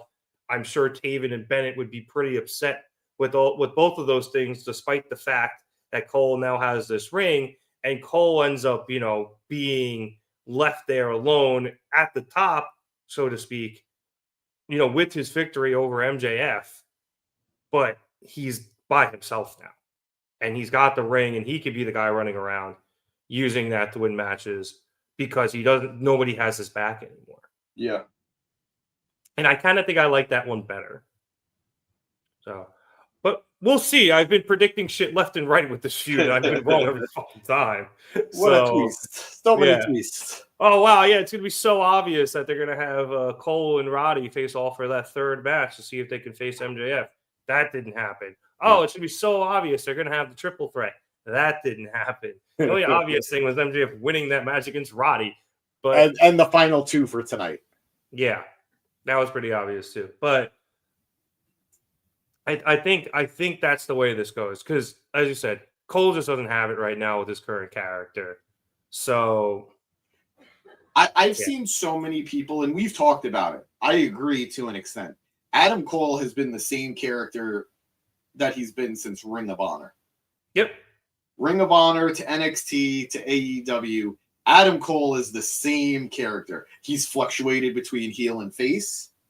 There have been some changes in terms of dynamics, but he's been the same character this entire time. I don't know what you can change him to. It's a good question. Like, it works for some people, but it's hard to still be fresh while still being the same character all the time. Yeah. So especially he's been doing it for almost 15 years now, I feel like, including all his indie stuff. Yeah. So it's tough. I mean, it's the reason why people kind of got fed, they're a little fed up with Mercedes. She's pretty much the same character. I know she's still tweaked a little here on in AEW and in New Japan and stuff, but it still just kind of does feel like the boss. Yeah. Charlotte's been the same character forever. She's just been Charlotte. Literally never changed. The queen. But I mean, you could also look at a dude like Stone Cold. Well, he did turn heel, but he was almost always the same guy. Walk out, stunner, drink beer, leave. But it worked back then. I feel like it was kind of different back then. But even before that, he was he was stunning Steve Austin. He was the ringmaster. Yeah, he was ringmaster. So there were changes to his character. Austin 316 was just like, all right, we finally struck gold here. Yep. So The Rock changed. All right. On a indie level, on a work rate level, Brian changed. He went from the plucky indie guy to the best in the world to the NXT rookie to the annoying heel to the Yes movement to the Planet's champion. To skip the whole no thing. Yeah, the annoying heel is kind of the no thing. Dated AJ for a while. That's where the Punk stuff. Yeah. There were changes there. He needs some type of change because other than Undisputed Era to Undisputed Kingdom, there's really not any difference. Which is why I want him to end up just by himself and fall into this darkness because he's alone now, and he's lost all of his friends because he's been alone a couple of times, I feel like, but not like this. I feel like he's always still, even when he lost the Undisputed Era, he was still Adam Cole, baby. I need him to not do that anymore for a while. I'm going to miss the baby, but I agree. He needs to do something different. And I feel like losing the Undisputed Kingdom, losing O'Reilly at his own hand, and getting that win while losing everything, all the people that believe in him, I think that, should really change a man and then would hopefully change his character. Yeah. Who do you have? So in the end, at World's End, you have Adam Cole going over MJF.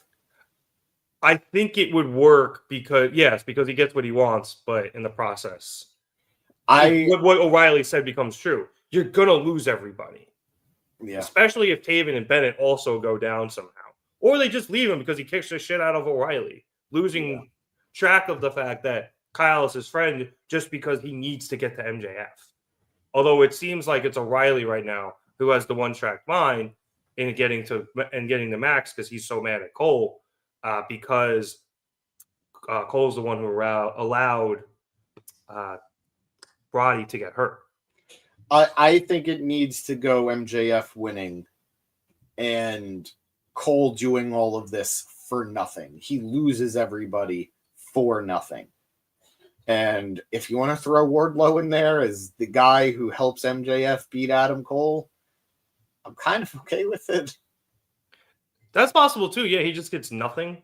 Just he has nothing, and I think that's a good way to put him on a path of changing as a character, where he's always around a group, whether it's Bullet Club or Undisputed Era or the Elite or Undisputed Kingdom. Now he's alone. He's ostracized the Elite. He's ostracized MJF. He's ostracized the Undisputed Kingdom. I think that's a great way of doing it, and he does it as a loser. Yeah, that works too. I was thinking kind of more maybe like a seal door where he has the ring and he ostracizes everybody because of that. That said, I'm more into the Wardlow idea just because I would love to see MJF and Wardlow go for the tag titles. Wardlow going back to him seems so weird, but I mean, I know nobody's going to remember because nobody fucking cares about the Undisputed Kingdom, but it looked like Cole was going to betray Wardlow before everything went down, that Wardlow got hurt and Cole. Yeah, speaking of speed running. Yeah. That really was. Yeah, Wardlow was on the outs with them real quick because he kept losing. So let that be the basis for, like, I never trusted you either. And I saw that you were going to betray me. So he goes back to MJF. I'd be fine with that. Even if I got to accept some things, I just want good things for Wardlow. I would even take it as a one-off, like if MJF just paid him enough. But because I don't really want him back with MJF. Not that I don't want him back. I just, storyline-wise, it's like, why do you go back to that piece of shit? But I'd be fine if MJF financial agreement, because, not only am I doing you a favor by helping you screw over Cole, you're also making some money off of it. That makes a little more sense. Our business is done here, and we go our separate ways. Yeah. All right. We spent a lot of time on this. We haven't even gotten to the big thing. I thought it was great. It was. It opened up so many doors, I think, for what's going to happen in the next few weeks. So, small segment, but a very, very impactful one. Yeah. All right, but let's keep it rolling as we then went to the other best segment of the night, which was Switchblade Jay White against Pac. Great match. Started very slowly, and I mean that in a good way. Like, a lot of feeling each other out. I think that happens a lot with Switchblade matches, though, because he's a counter wrestler. He's trying to get a feel for what the other guy is going to do. But I'll jump towards the end of the match here, where after both men got up from a 10 count, Jay White charged Pac in the corner, but Pac was able to get the boot up, and he went up to the top rope. Pac then went for the 450, but White was able to roll out of the way, so Pac rolled through. And then as he came back, White got him in a Blade Runner attempt, but Pac countered that, and then the two traded standing switches before White was able to hit a sleeper suplex and then followed up with another one. White then tried another Blade Runner, but Pac again countered, this time into a standing brutalizer, which was pretty cool. White was able to carry him around for a bit as he attempted to break the hold. Eventually, he collapsed, but he conveniently collapsed, or perhaps planned, himself into the bottom rope, forcing the 5 count and the break. Pac then held it to 4, and then when he broke it, he got up and began arguing with the referee, turning the ref around so that Wheeler Yuta, who was with him at ringside, was able to pull Switchblade out of the ring and hit him with the Busaiko knee. Yuta then rolled White back into the ring for Pac to cover him, but when Pac went to go grab White, White just hit a Blade Runner out of fucking nowhere. I don't know how he was conscious enough to hit it, and he was able to pin Pac for the 3 count. James, you want to go over the match before we get to the after-match shenanigans? Or I enjoyed the matchup quite a bit. It was a little quick, but it was a good matchup. I love how well they're establishing Jay White as a counter wrestler. It's something we've talked about in the past. It's something commentary's highlighted, and that's what this was. We're seeing that the Blade Runner is becoming a out of nowhere move, like it's turning into a move that no matter the circumstances, he's able to hit. And we've seen him counter moves. We've seen him catch guys. We've seen him out of nowhere. Like tonight, just like, I just grabbed you and hit you. Like we're seeing it happen in so many instances, and I'm loving that for him. Guns up. Well, gun up, because he is alone. I know, it's so sad.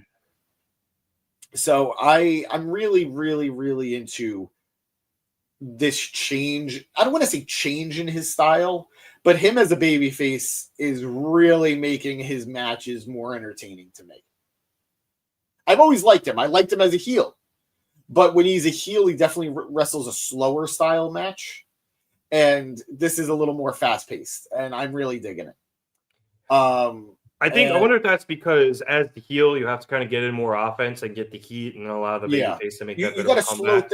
you got to slow things down with like rest holds and shit like that, wear your opponent down a little bit more. Whereas his babyface counter wrestling style actually kind of plays into, well, being a babyface, because he can take that heat and then eventually start making the comeback by countering the heel's moves and doing what he does best there. Yeah. So yeah, I think you're right. It actually does play very well to his skill set. So yeah, good on Jay. He's definitely picking up momentum. 2 wins on Hangman, win over Pac. I think he had another win too. Jay White broke Pac like a 2K glitch. That's really funny, actually. Yeah, he hit him so quick. I was like, oh shit, we're gonna win, like he's gonna win like this again, and it just like immediately I was like, oh fuck, where did he hit that from? But it's weird, like you said, because all Jay has to be is upright. Yeah, and he just ducks you a little bit and flips over, and he's got you. And we've been seeing it too, that even from the floor, he's doing the counter wrestling. He's not gonna be able to hit the Blade Runner from the floor, but like, he's luring his opponents in for attacks from the mat too, and I'm really digging it. It's saying the counter to Jay White is not to act at all. Seems that way. Eric saying it does annoy me that he just beat Hangman, but Hangman is probably going to be in the title match at the pay-per-view. Like what?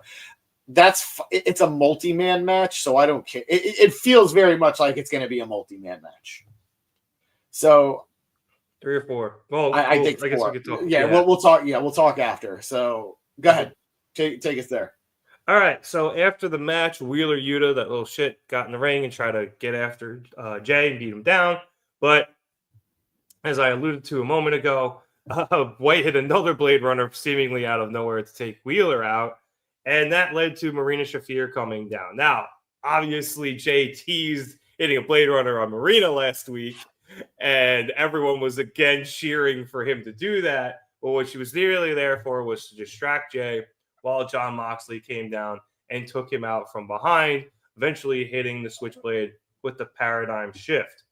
Mox and Marina then go to leave, but the music of one Hangman Adam Page comes on, and he comes out of the tunnel, making Mox hesitate and eventually walk his way to the bottom of the ramp.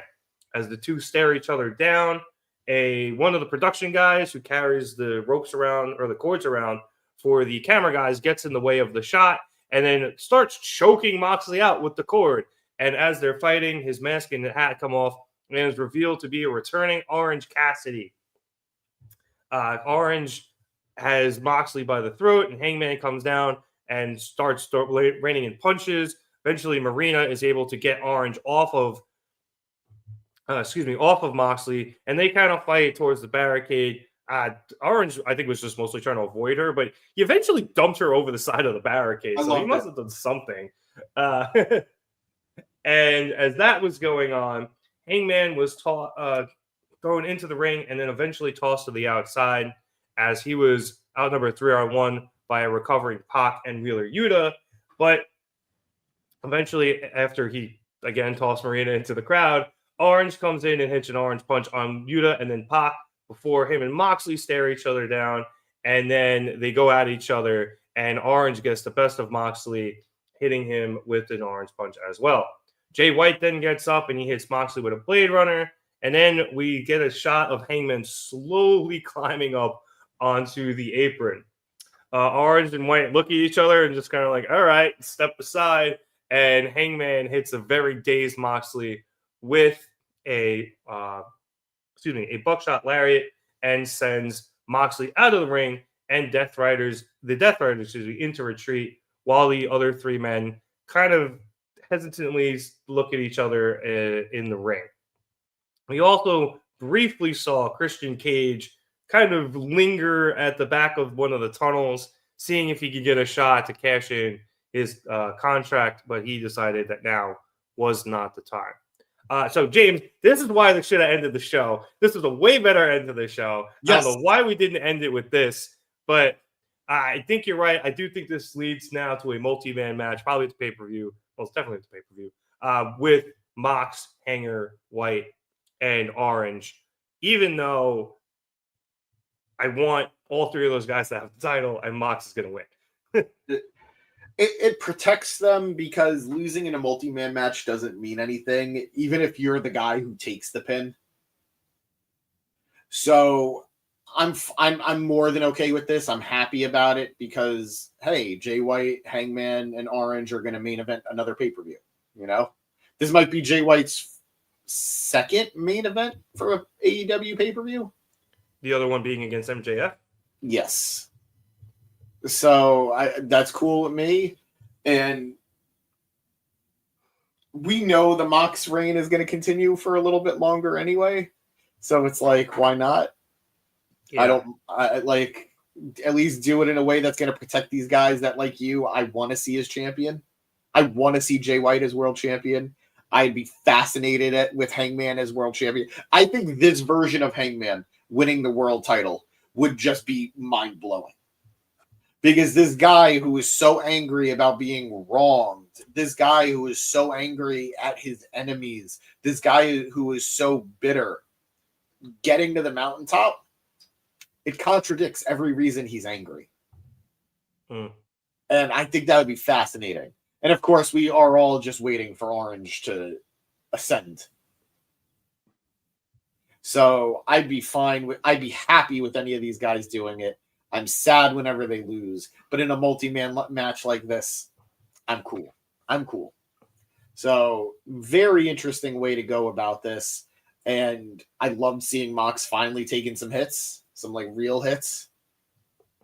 3 finishers. Eric saying he takes back anything good he said about Yuta. I don't think Yuta's doing anything wrong. It's just nobody seems to care. I'm intrigued by what's going on with him. I at least a like little it. bit. I like him, but the crowd's just not responding. This is a guy who has been under the Bryan Danielson learning tree for several years now. This is a guy who helped retire Bryan and is with the Ultimate Heel stable and is using Bryan's moves now. He's using the Busaiku knee. He's using cattle mutilation. And the crowd is giving him crickets.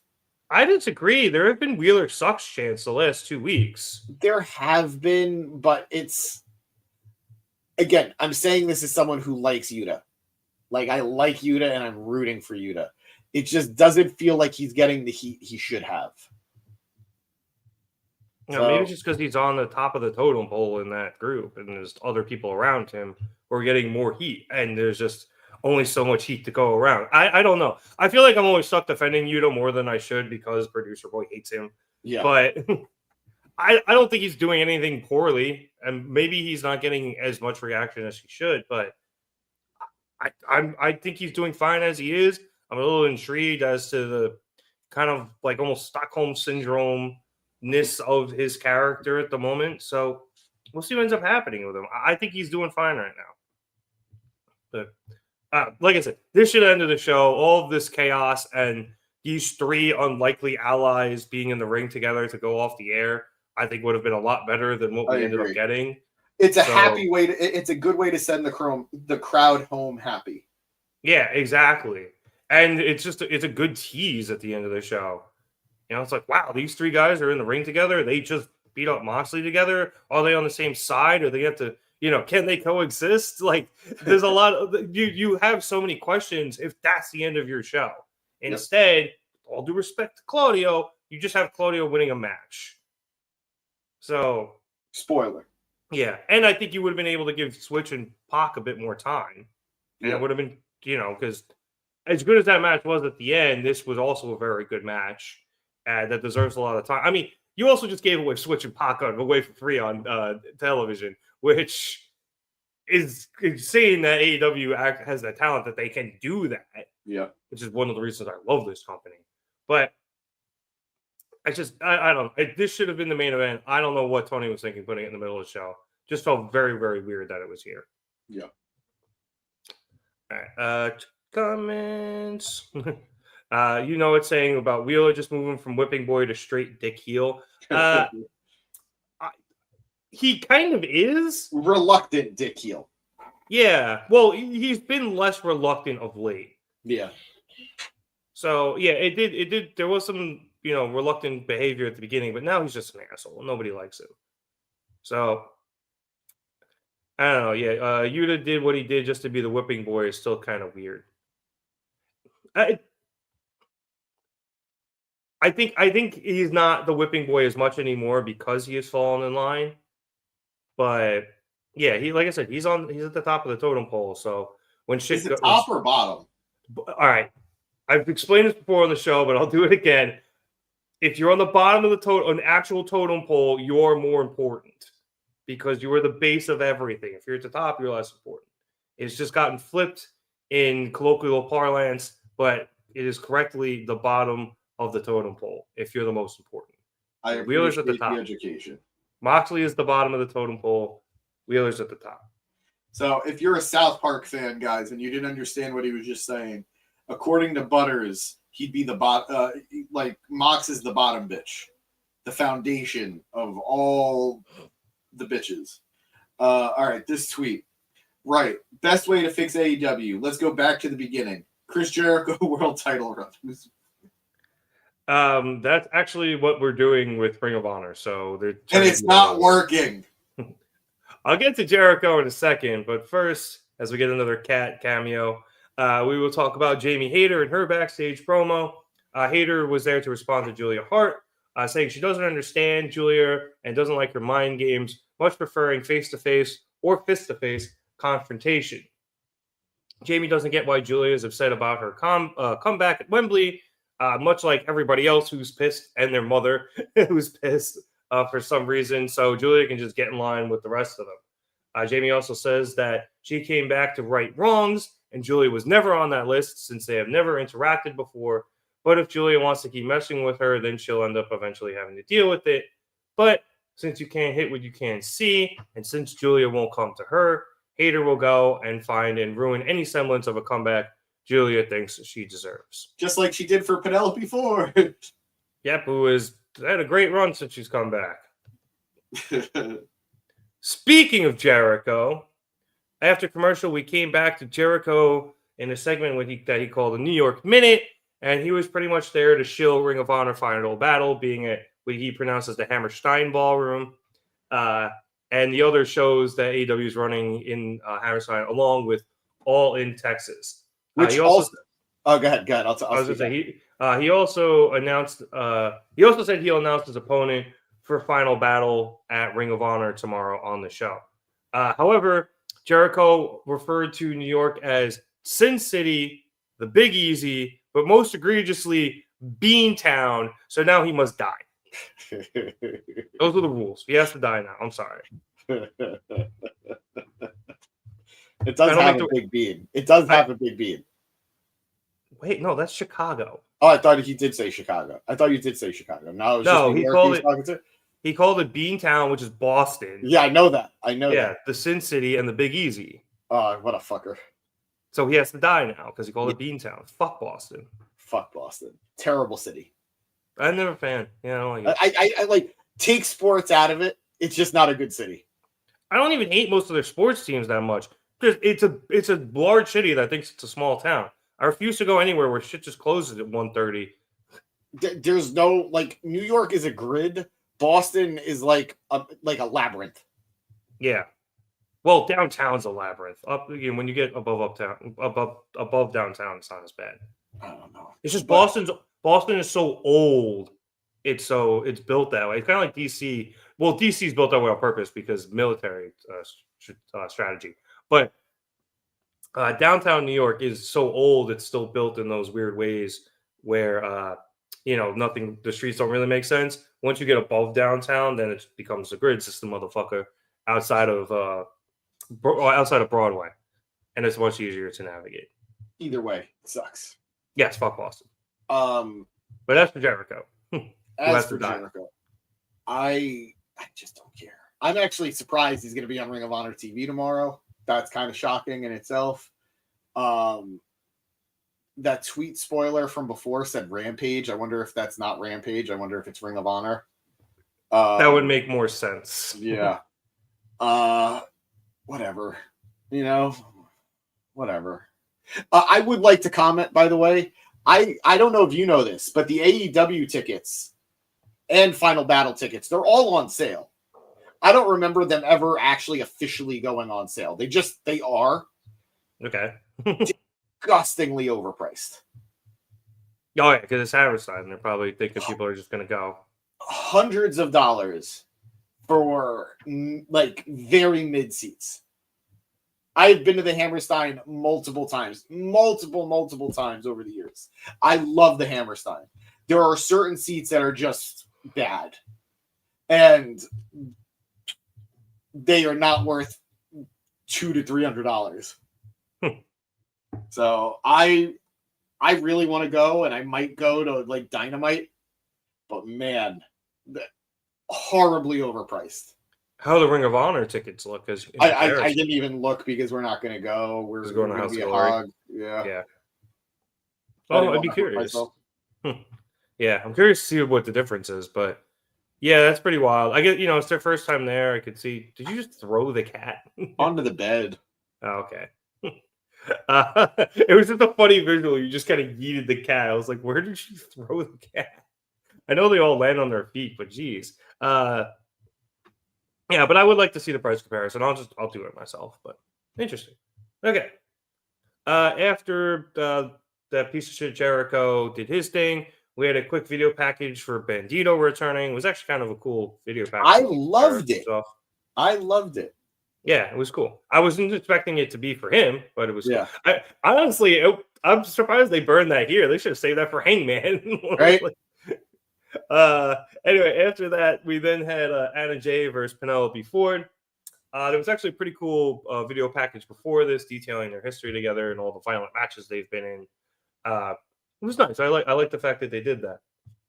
As we get towards the end of the match, as Penelope Ford headed up to the top, Anna Jay was able to go up there and catch her, and then hit a back kick before bringing Ford down, and then she hit her running neck breaker, and then brought Penelope over to the ropes to hit another one there. The two traded, I think it was thrust kicks, and then Ford was able to duck a strike and went for her cutter, but Anna was able to counter that into the Queen Slayer. Ford eventually got out of that by basically just grabbing Anna's hair and flipping her forward, and then effective. It was then unusual but effective. But after that, Ford was able to hit the cutter, and Anna kicked out. After a bit more back and forth, Anna was able to get Ford up onto her back, but Penelope countered with a submission of her own, and Anna was forced to crawl all the way to the ropes to break it. However, Ford didn't immediately go back on the attack as she got a little frustrated, and then eventually when she did, Anna was able to counter her next move and got Ford back up, back to back, face planting Penelope and pinning her for the win. After the match, Anna called out Mercedes Moné, who then came out and asked why Anna thinks she can beat her for the TBS Championship, when Chris Statlander, who was allegedly the strongest and toughest woman and the best woman in the division, was unable to do so. Mercedes says that she actually kind of likes Anna's confidence, even calling it a bit of arrogance, saying maybe Anna does deserve a title shot in about 10 years or so when Anna's actually done something. Anna responds by going like this and just slapping Mercedes straight across the face, knocking her down.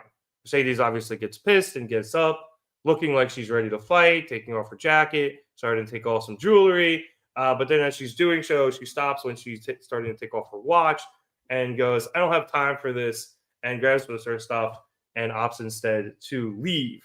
It is then immediately announced afterwards that Mercedes will indeed be facing Anna for the TBS Championship at the Dynamite Holiday Bash in 2 weeks.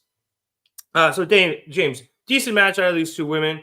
Funny enough, probably the worst one they've ever had, but only just because those other ones were so good. Although their single matches were about this, and those were solid. Those hardcore matches were great, though. Yeah. Somebody called it a match of the year candidate. You know what? Do you, man? Do you? Yeah. Enjoy. Enjoy. Godspeed, Spider-Man. I can see why you would say in other instances, bonk, but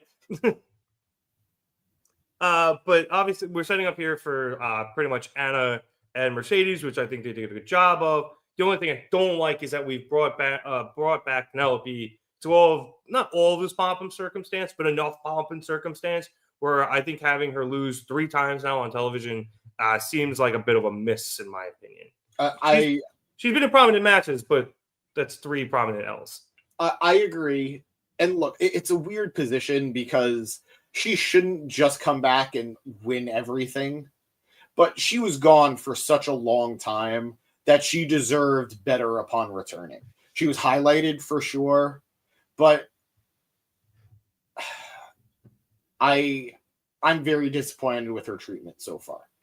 Yep. And very happy she's back. Very happy she's in a position to be able to wrestle right now so prominently, because she is being featured prominently, but it won't kill you to have a win. But we did talk about, unfortunately, you and I did talk about a few weeks back, AEW has a shockingly short list of heel women right now. Yeah. So I get how she keeps getting slotted into this role, but man, just give her something. Something. Let her go over somebody. Yeah, and you would think that her coming back, you give her some, like, maybe squash matches or whatever, build her back up. Maybe she even makes a run at the TBS title. But as you said, you most likely have to be face to do that, and they just don't have heels in the women's division. And it's led to stuff like this where they need heels for the faces that are going up against Mercedes to beat, and she's just kind of like the Mercedes gatekeeper right now, weirdly enough. No, that's really exactly what it feels like, and it sucks. Yeah. She doesn't deserve that. And I guess the one was Jamie Hayter, but I actually kind of liked that match. It was cool watching 2 women return, go at it, and it kind of makes sense in that thing. And then you have Jamie Hayter win. Fine.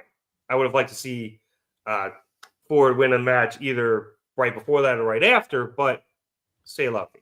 And then these last few matches, but like Penelope's just losing to people, as I said, who just end up going to face Mercedes, and it's just like, well, what the hell? Like Stat beat her, went on to face Mercedes. Now Anna's beat her, and she's going on to face Mercedes. And I don't want her to get stuck in this spot here. Because while I know in the chat saying Ford should have won, Anna should have won this match. It just shouldn't have been against Penelope, but there's no one else. Exactly. And while it was disappointing for I thought the match itself was pretty good. But I think the most disappointing thing is the unfortunate situation that Penelope has found herself in through no fault of her own. We need more heel women. I don't know who they're going to be. Turn somebody. Bring back Dr. Britt Baker, DMD, Evil. Like, do something. We need more. Yeah, we need more. I almost said more bad girls. I was like, no, wait, that is Penelope Ford. Eric says, Camille, she just turned face, bro. Well, I mean, she didn't really turn face. Not really. She could still be a heel. I guess that's true. She just quit. But I also don't want Camille to be eating pins yet either. Yeah. Because both of the women's champion are heels. So they're not turning Hayter right now, dude. Sorry, no, they're not turning her. No, I think he's calling Eric a hater. Oh. I don't know. I'm saving. Either way, yes, Eric is a hater, and they're not turning her. So, yeah. But, it's a weird spot for Penelope, so I feel bad. But, like I said, push Emi Sakura more. Although she's fighting somebody. Oh, she's fighting Mina, or fought Mina? I think she did.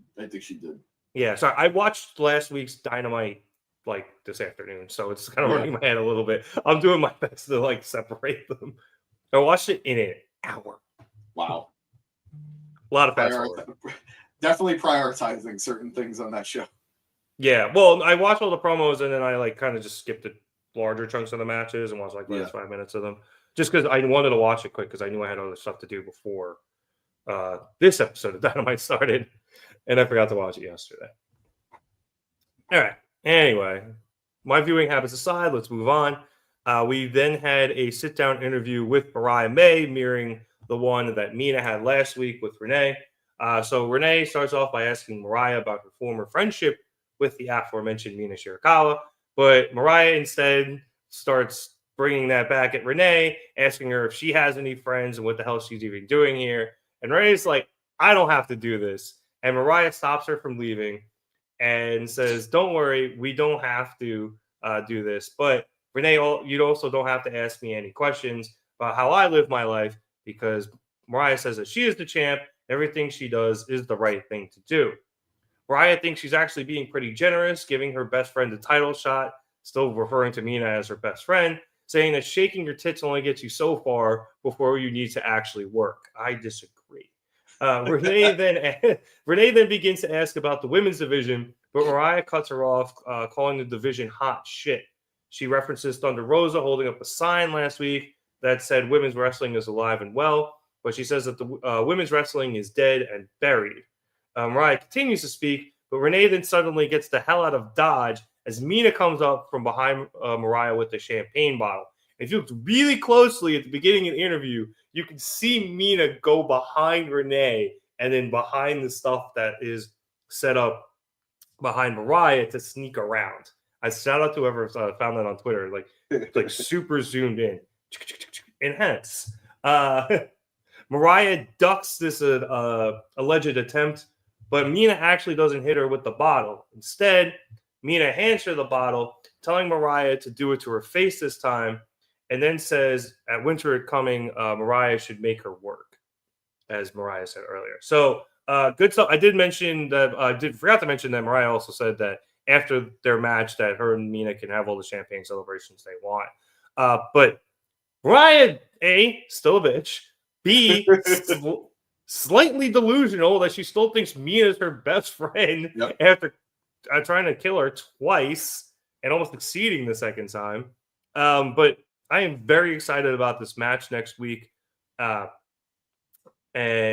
I love these women, both their characters and like in the ring and everything. So I'm super hyped with everything they've been doing with the two of them ever since the turn at the pay-per-view. I think that was the pay-per-view. It was.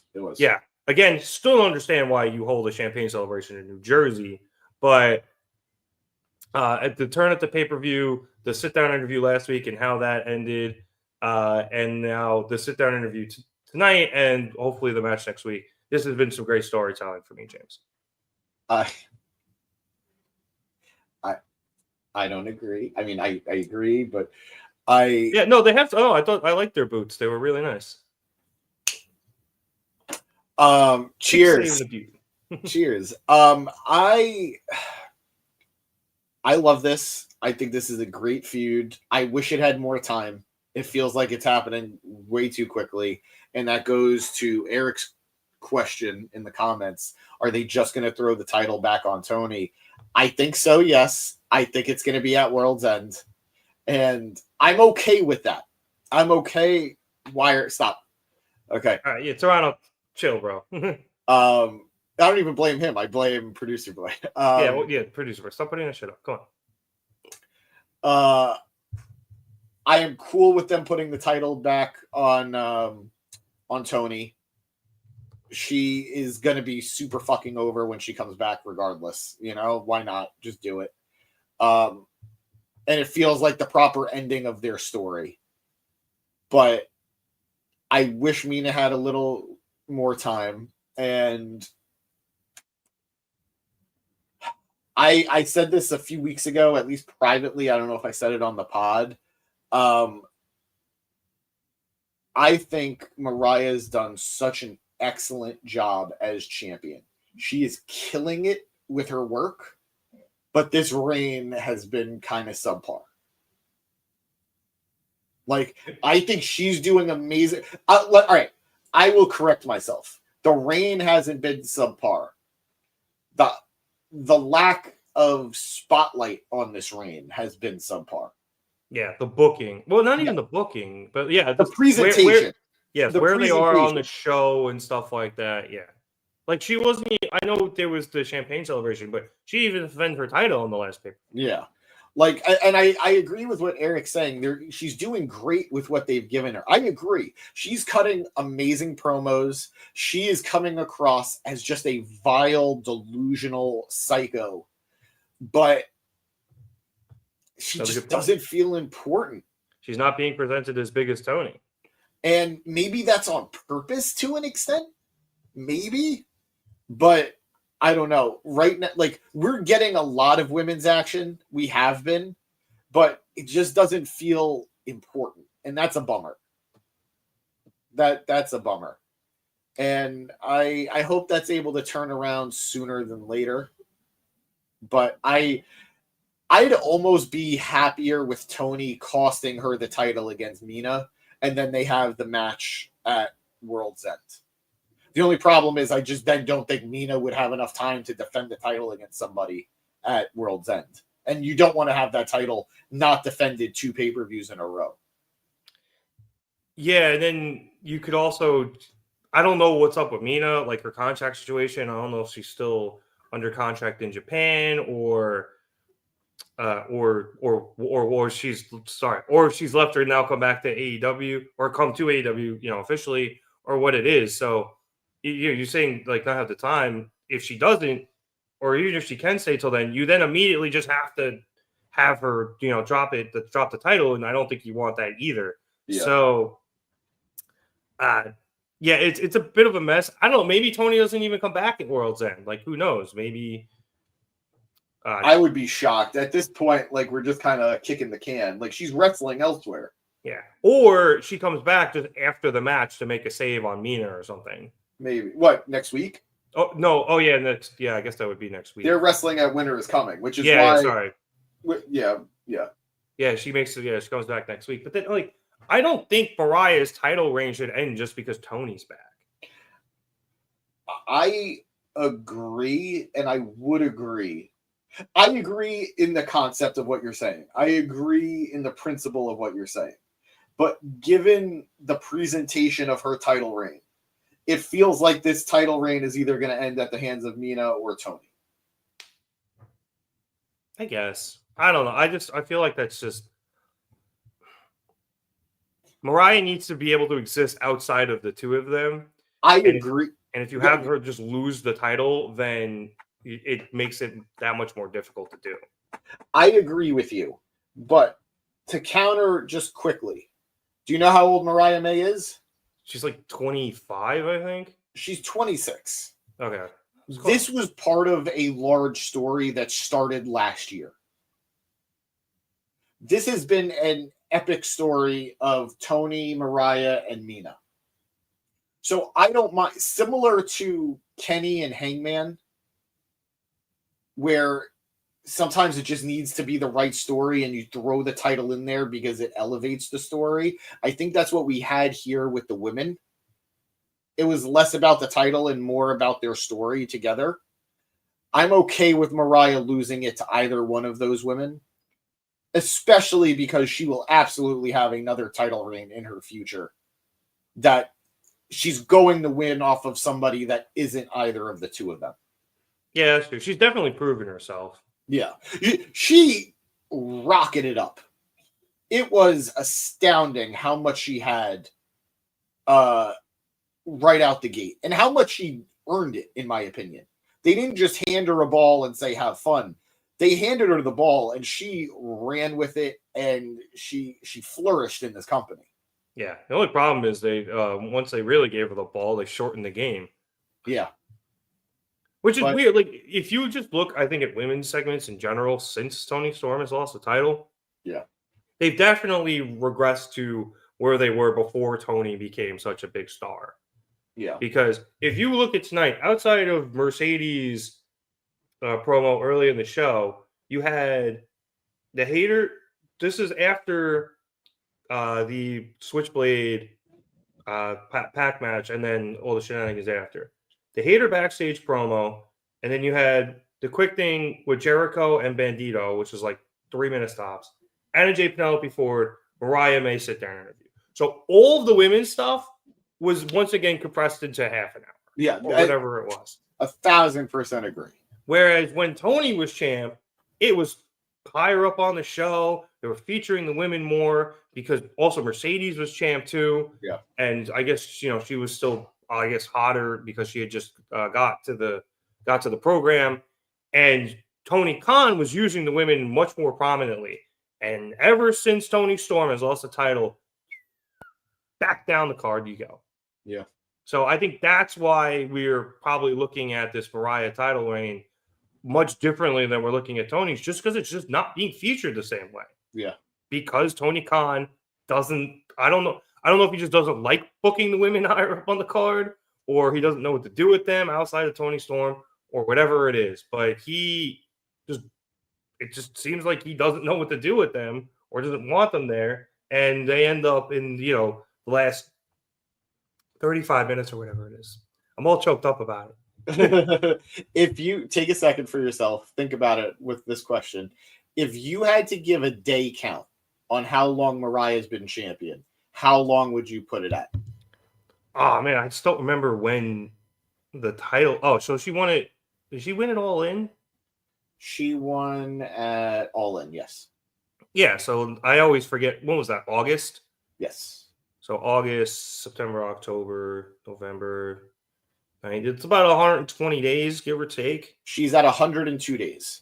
All right. I couldn't remember when in August it was. I was pretty close. I went over Price is Right, but Eric got 100. Eric won. He said 100. And I believe she's had, I don't know how many successful defenses. Let's see. Well, she just beat Anna. Anna. She beat a few people.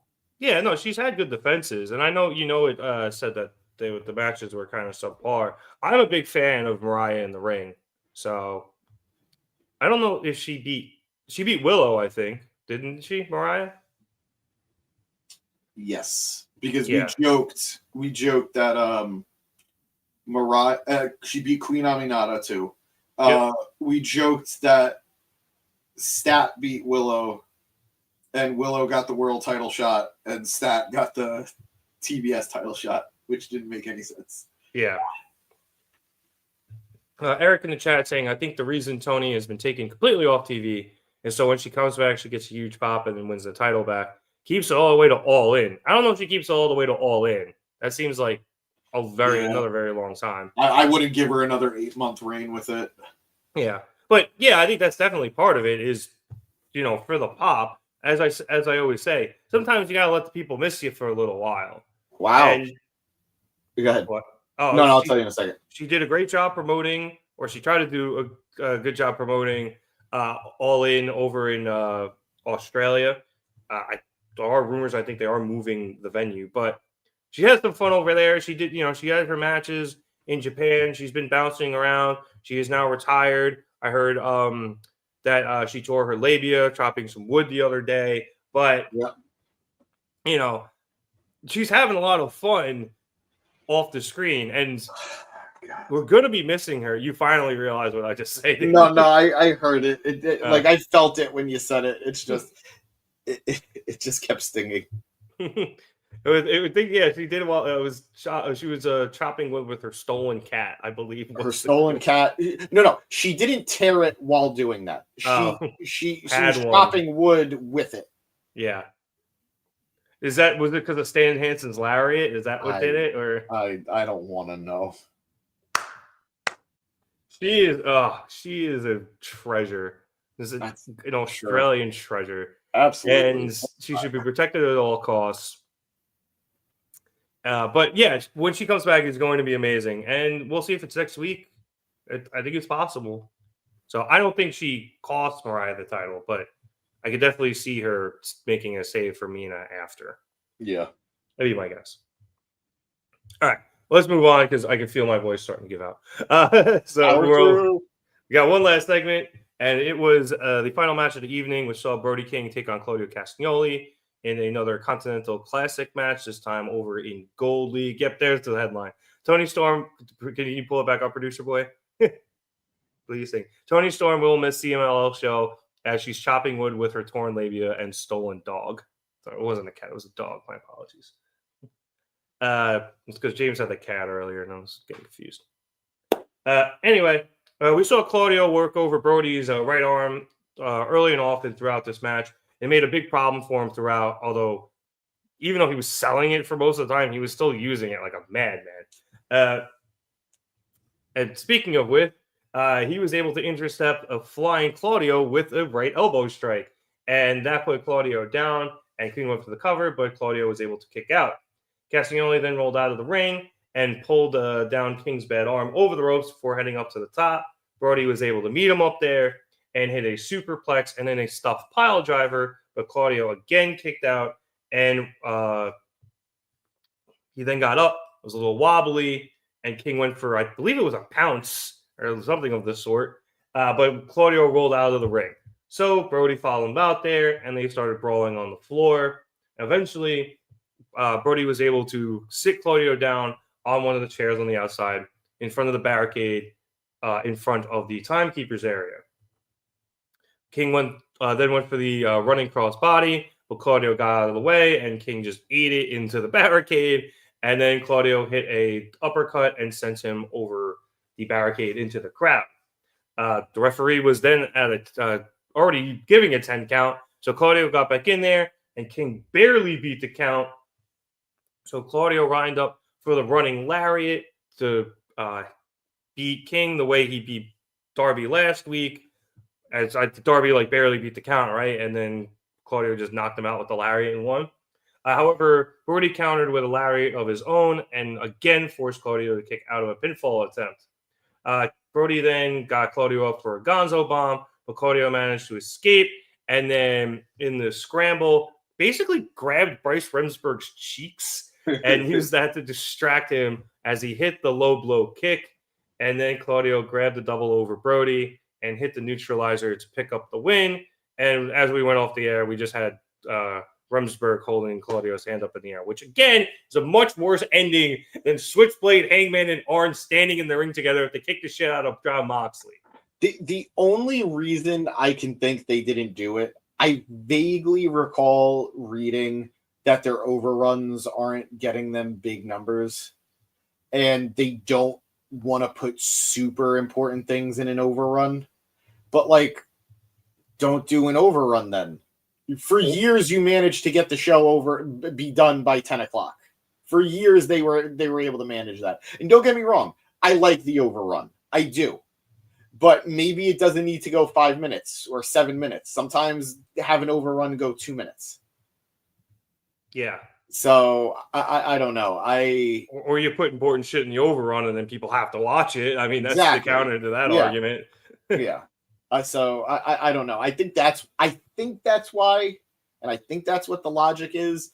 But man, as somebody who very much enjoyed the show, I thought this was a great Dynamite in my estimation. I would have totally changed the order. This tweet, not taking anything away from Claudio versus Brody, but White versus Pac should have main evented the show tonight after witnessing how everything played out after the match with all the top stars. I agree. Thank you, Dorby Allen. Yeah, I agree with Dorby. Sounds like an Australian guy. Or not even Australian. I'm trying to think what Boston? Dorby? Dorby. Yeah. His Dorby. Dorby Allen. No, Boston would be Dobby. Well, yeah, I guess. Yeah. But regardless, there's a reason that casuals always go back to clips of finisher spam or run-in spots from the Attitude Era and the Ruthless Aggression Era. It's fun.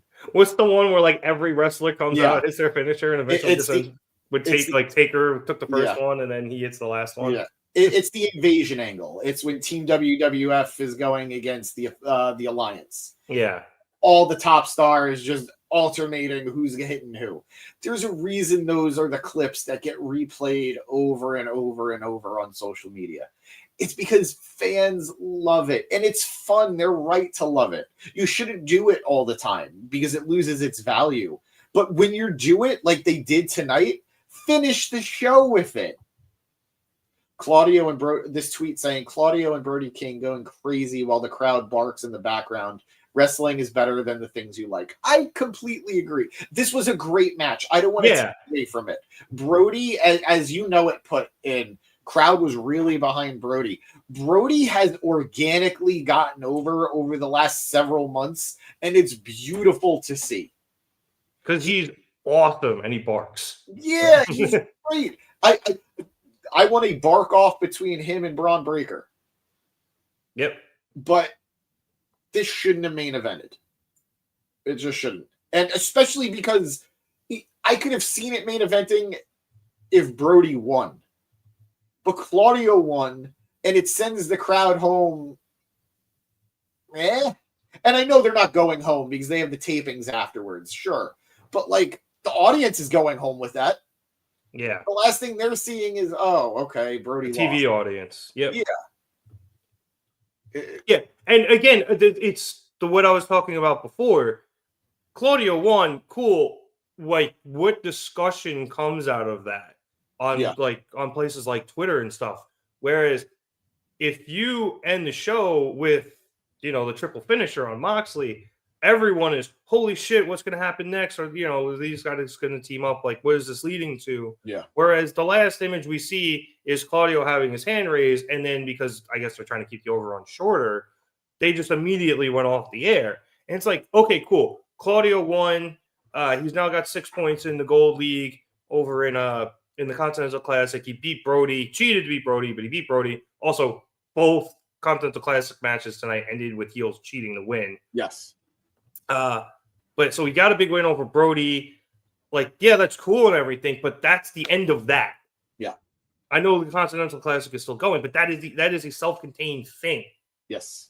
Whereas the other segment is not, and it provides more opportunity for discussion. So, like you said, it does sound like we're shitting on this. We're not. It was a very good match. I don't know if it qualifies as big meaty men slapping meat, but they definitely slap some meat because fucking Claudio just has muscle, not meat, but he's still strong enough to, I think, kind of get himself into that qualification. And it was just a good match, and just a terrible, terrible placement on the card just because of other things that happened. I think if that other segment didn't happen, you close with this, I'd be like, all right, banger of a match on the show. But just the way things happened earlier, you got to flip them. You got obviously not the same, anywhere near the same level. But one of my biggest things that I've always said that people sometimes don't, Chris Jericho versus Triple H was a good match. It was a fun, entertaining match. Honestly, I've never seen it because I always just hit the B button after Rock Hogan ends, which is one of my favorite matches of all time. Likewise, it's my first WrestleMania that I watched. Yeah, and I know like Hogan's be shit, but I mean the crowd makes that match. It's so much fun. The Rock is awesome. It was awesome. Period. Yes. Hebner was awesome. Well, no, that was Shioda. My bad. My apologies to my Kevin Nash was awesome. Scott Hall was awesome. Awesome. But Chris Jericho versus Triple H was great. It was a fun matchup. It followed one of the biggest main events of all time. Yeah. And again, nowhere near the level. It's not fair to compare them, but it's the same concept. This was a good matchup. It just went after things it shouldn't have gone after. So whatever. Don't want to sound like a Debbie Downer. Just what's the reason? Yeah, and if it is the overrun thing, I think that's a dumb reason. But the way people talk about how AEW has areas to improve, I think this is a very obvious one because, yes, even though we don't like to do this, if you do look at WWE, they always tend to end the show on some sort of angle to keep things going to next week. AEW does it sometimes, but not always. And it ends on like I said, a self-contained thing, and it doesn't allow for all the discussion that keeps everything, the media wheel churning for WWE in the way it doesn't for AEW. Yeah. And I think that's something they need to kind of work upon and improve upon. It doesn't always have to be, Eric is saying they almost never do it. I think they do it sometimes, but not all the time. It doesn't always have to be a promo segment, and they very rarely do promo segments to finish the show in AEW. And I personally kind of like that. I'm there to see a main event. I don't need it. Yeah. Yeah, my main event should be a fucking match, but have some sort of angle to end the show. Something that happens after, something, have somebody cost somebody and they're sitting at the ramp laughing at them. Like, you don't even need a cliffhanger, as Eric is saying. You just need something that is obviously going to propel the story into the next episode.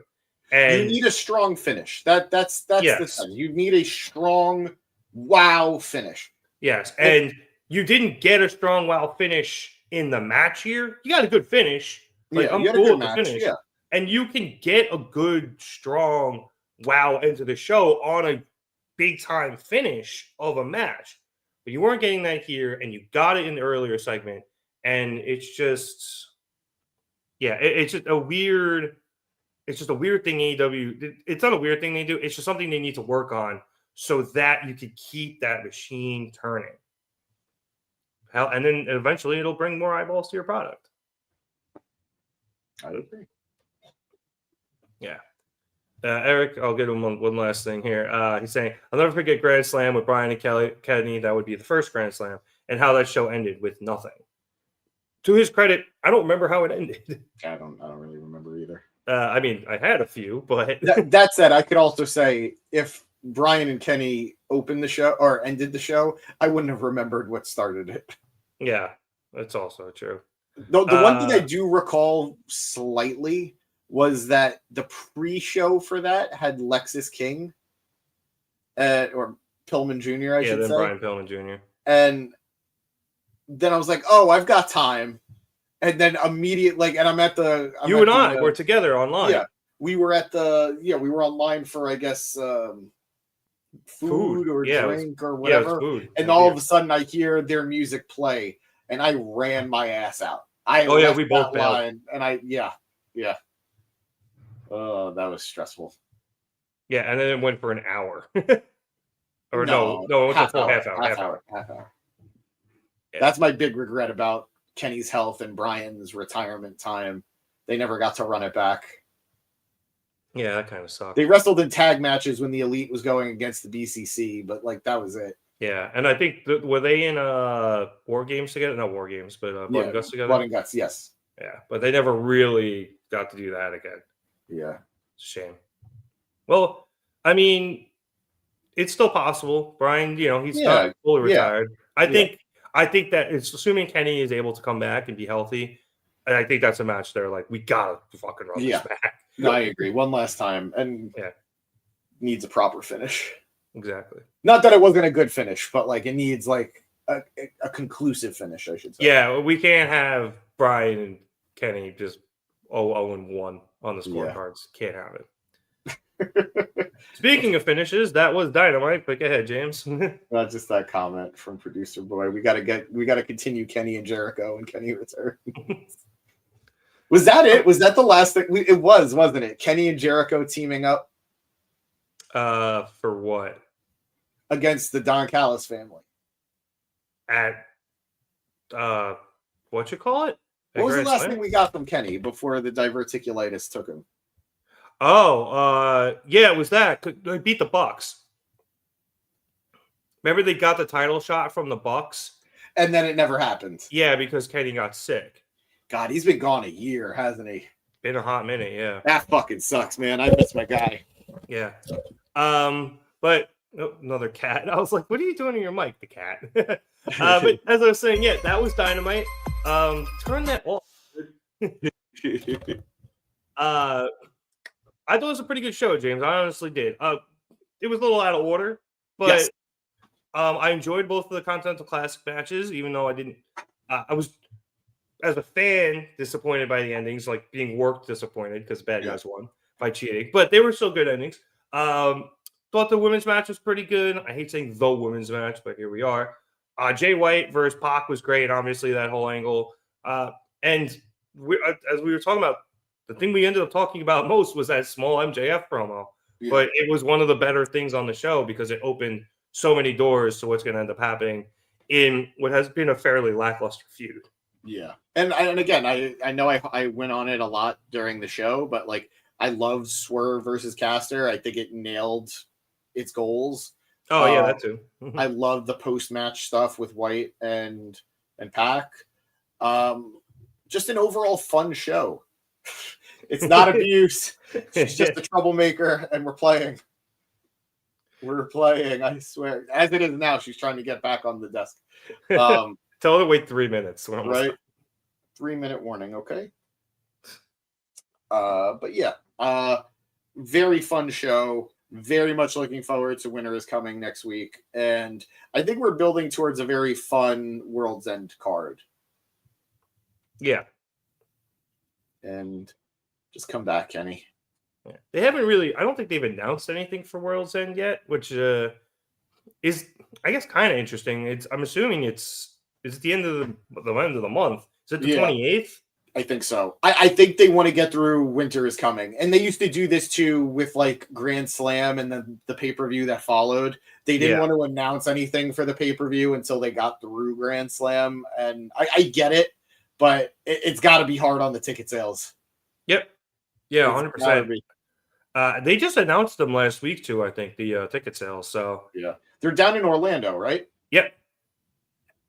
Yeah, I guess they're at probably where the Magic play. I don't remember the name of that arena. It's named after airline, I think. I don't know why this demon is. It's Bandito, but okay. But yeah, they have Winter is Coming, and then they have Holiday Bash after that. So we have a couple announced matches for both of those. I'm excited about both of them. Hopefully, we get something big at Winter is Coming. We usually do. My guess is Tony Storm after the Mina Mariah match. Ray Phoenix will be at House of Glory soon, so we will see him. But yeah, an enjoyable show. Just do better with the order, Tony, and give the women more time as usual. I feel like we've been saying that. We've gone back to telling Tony Khan to give the women more time again. Admittedly, it's not as prevalent as it used to be, but yeah we're son of a. I guess you know what they did get quite a bit of time today, but it was just consolidated. Yeah, and it's always in the same. It's always spread it out, Tony. You know, give them better stuff. You know, it's saying hates cats, hates women. What else does James hate? Grifters. Yes. But all right. On that note, as James plays the Lion King, I would like to thank everybody so much for watching us here at the Market Town Podcast. We'd appreciate it if you liked and subscribe. If you liked the show tonight, it lets us know that you like what we're doing and continue to do it. And if you subscribe, you continue to get all of our shows here on YouTube at the Market Down Podcast. Obviously, we are back here every week for Dynamite, although I'm telling you guys right now, this happened last week with Thanksgiving. It's probably going to happen at the end of the month. Christmas and New Year's are on Wednesdays. We're most likely not doing shows. I'm getting it out of the way now. Producer boy, I'm telling you that too. I'm not around. I can guarantee you that. We'll see what we could do. Is it Christmas Day that's on Wednesday, or Christmas Day and New Year's Day are both on Wednesdays, which is hell for taking off. Yeah, but I'm still taking off the whole week. Good man. Yeah, I'm taking off the whole week for Christmas week, and then the few days before New Year's. And I'll just work Thursday, Friday in January, but whatever. No one's doing anything those days. Yeah, so letting you guys know that. But we'll be back here for the next few weeks for Dynamite. James has a gym pack zone. We run around tomorrow, James? No, because Matt and I will be at MLW tomorrow. Oh, that's Eric Bischoff's One Shot, as it's being called. It'll be my first MLW show. I'm not sure what to expect. I know we're getting Riddle. I know we're getting Jack. I know we're getting Minoru Suzuki. I know we're getting Bobby Fish. I think Kojima's on the card too, isn't he? Kojima, Lariat, Ultimo Guerrero. So I'm not sure what to expect, but I'm excited. So if you guys see it, what up, Dev? Hey, Dev, because just in time for us to leave. Hello, I must be going. Dev, we're about to end, but just start from the beginning and watch when you want. But if we appreciate you coming through, though. We do. If you see Matt and I tomorrow at MLW, come say hi.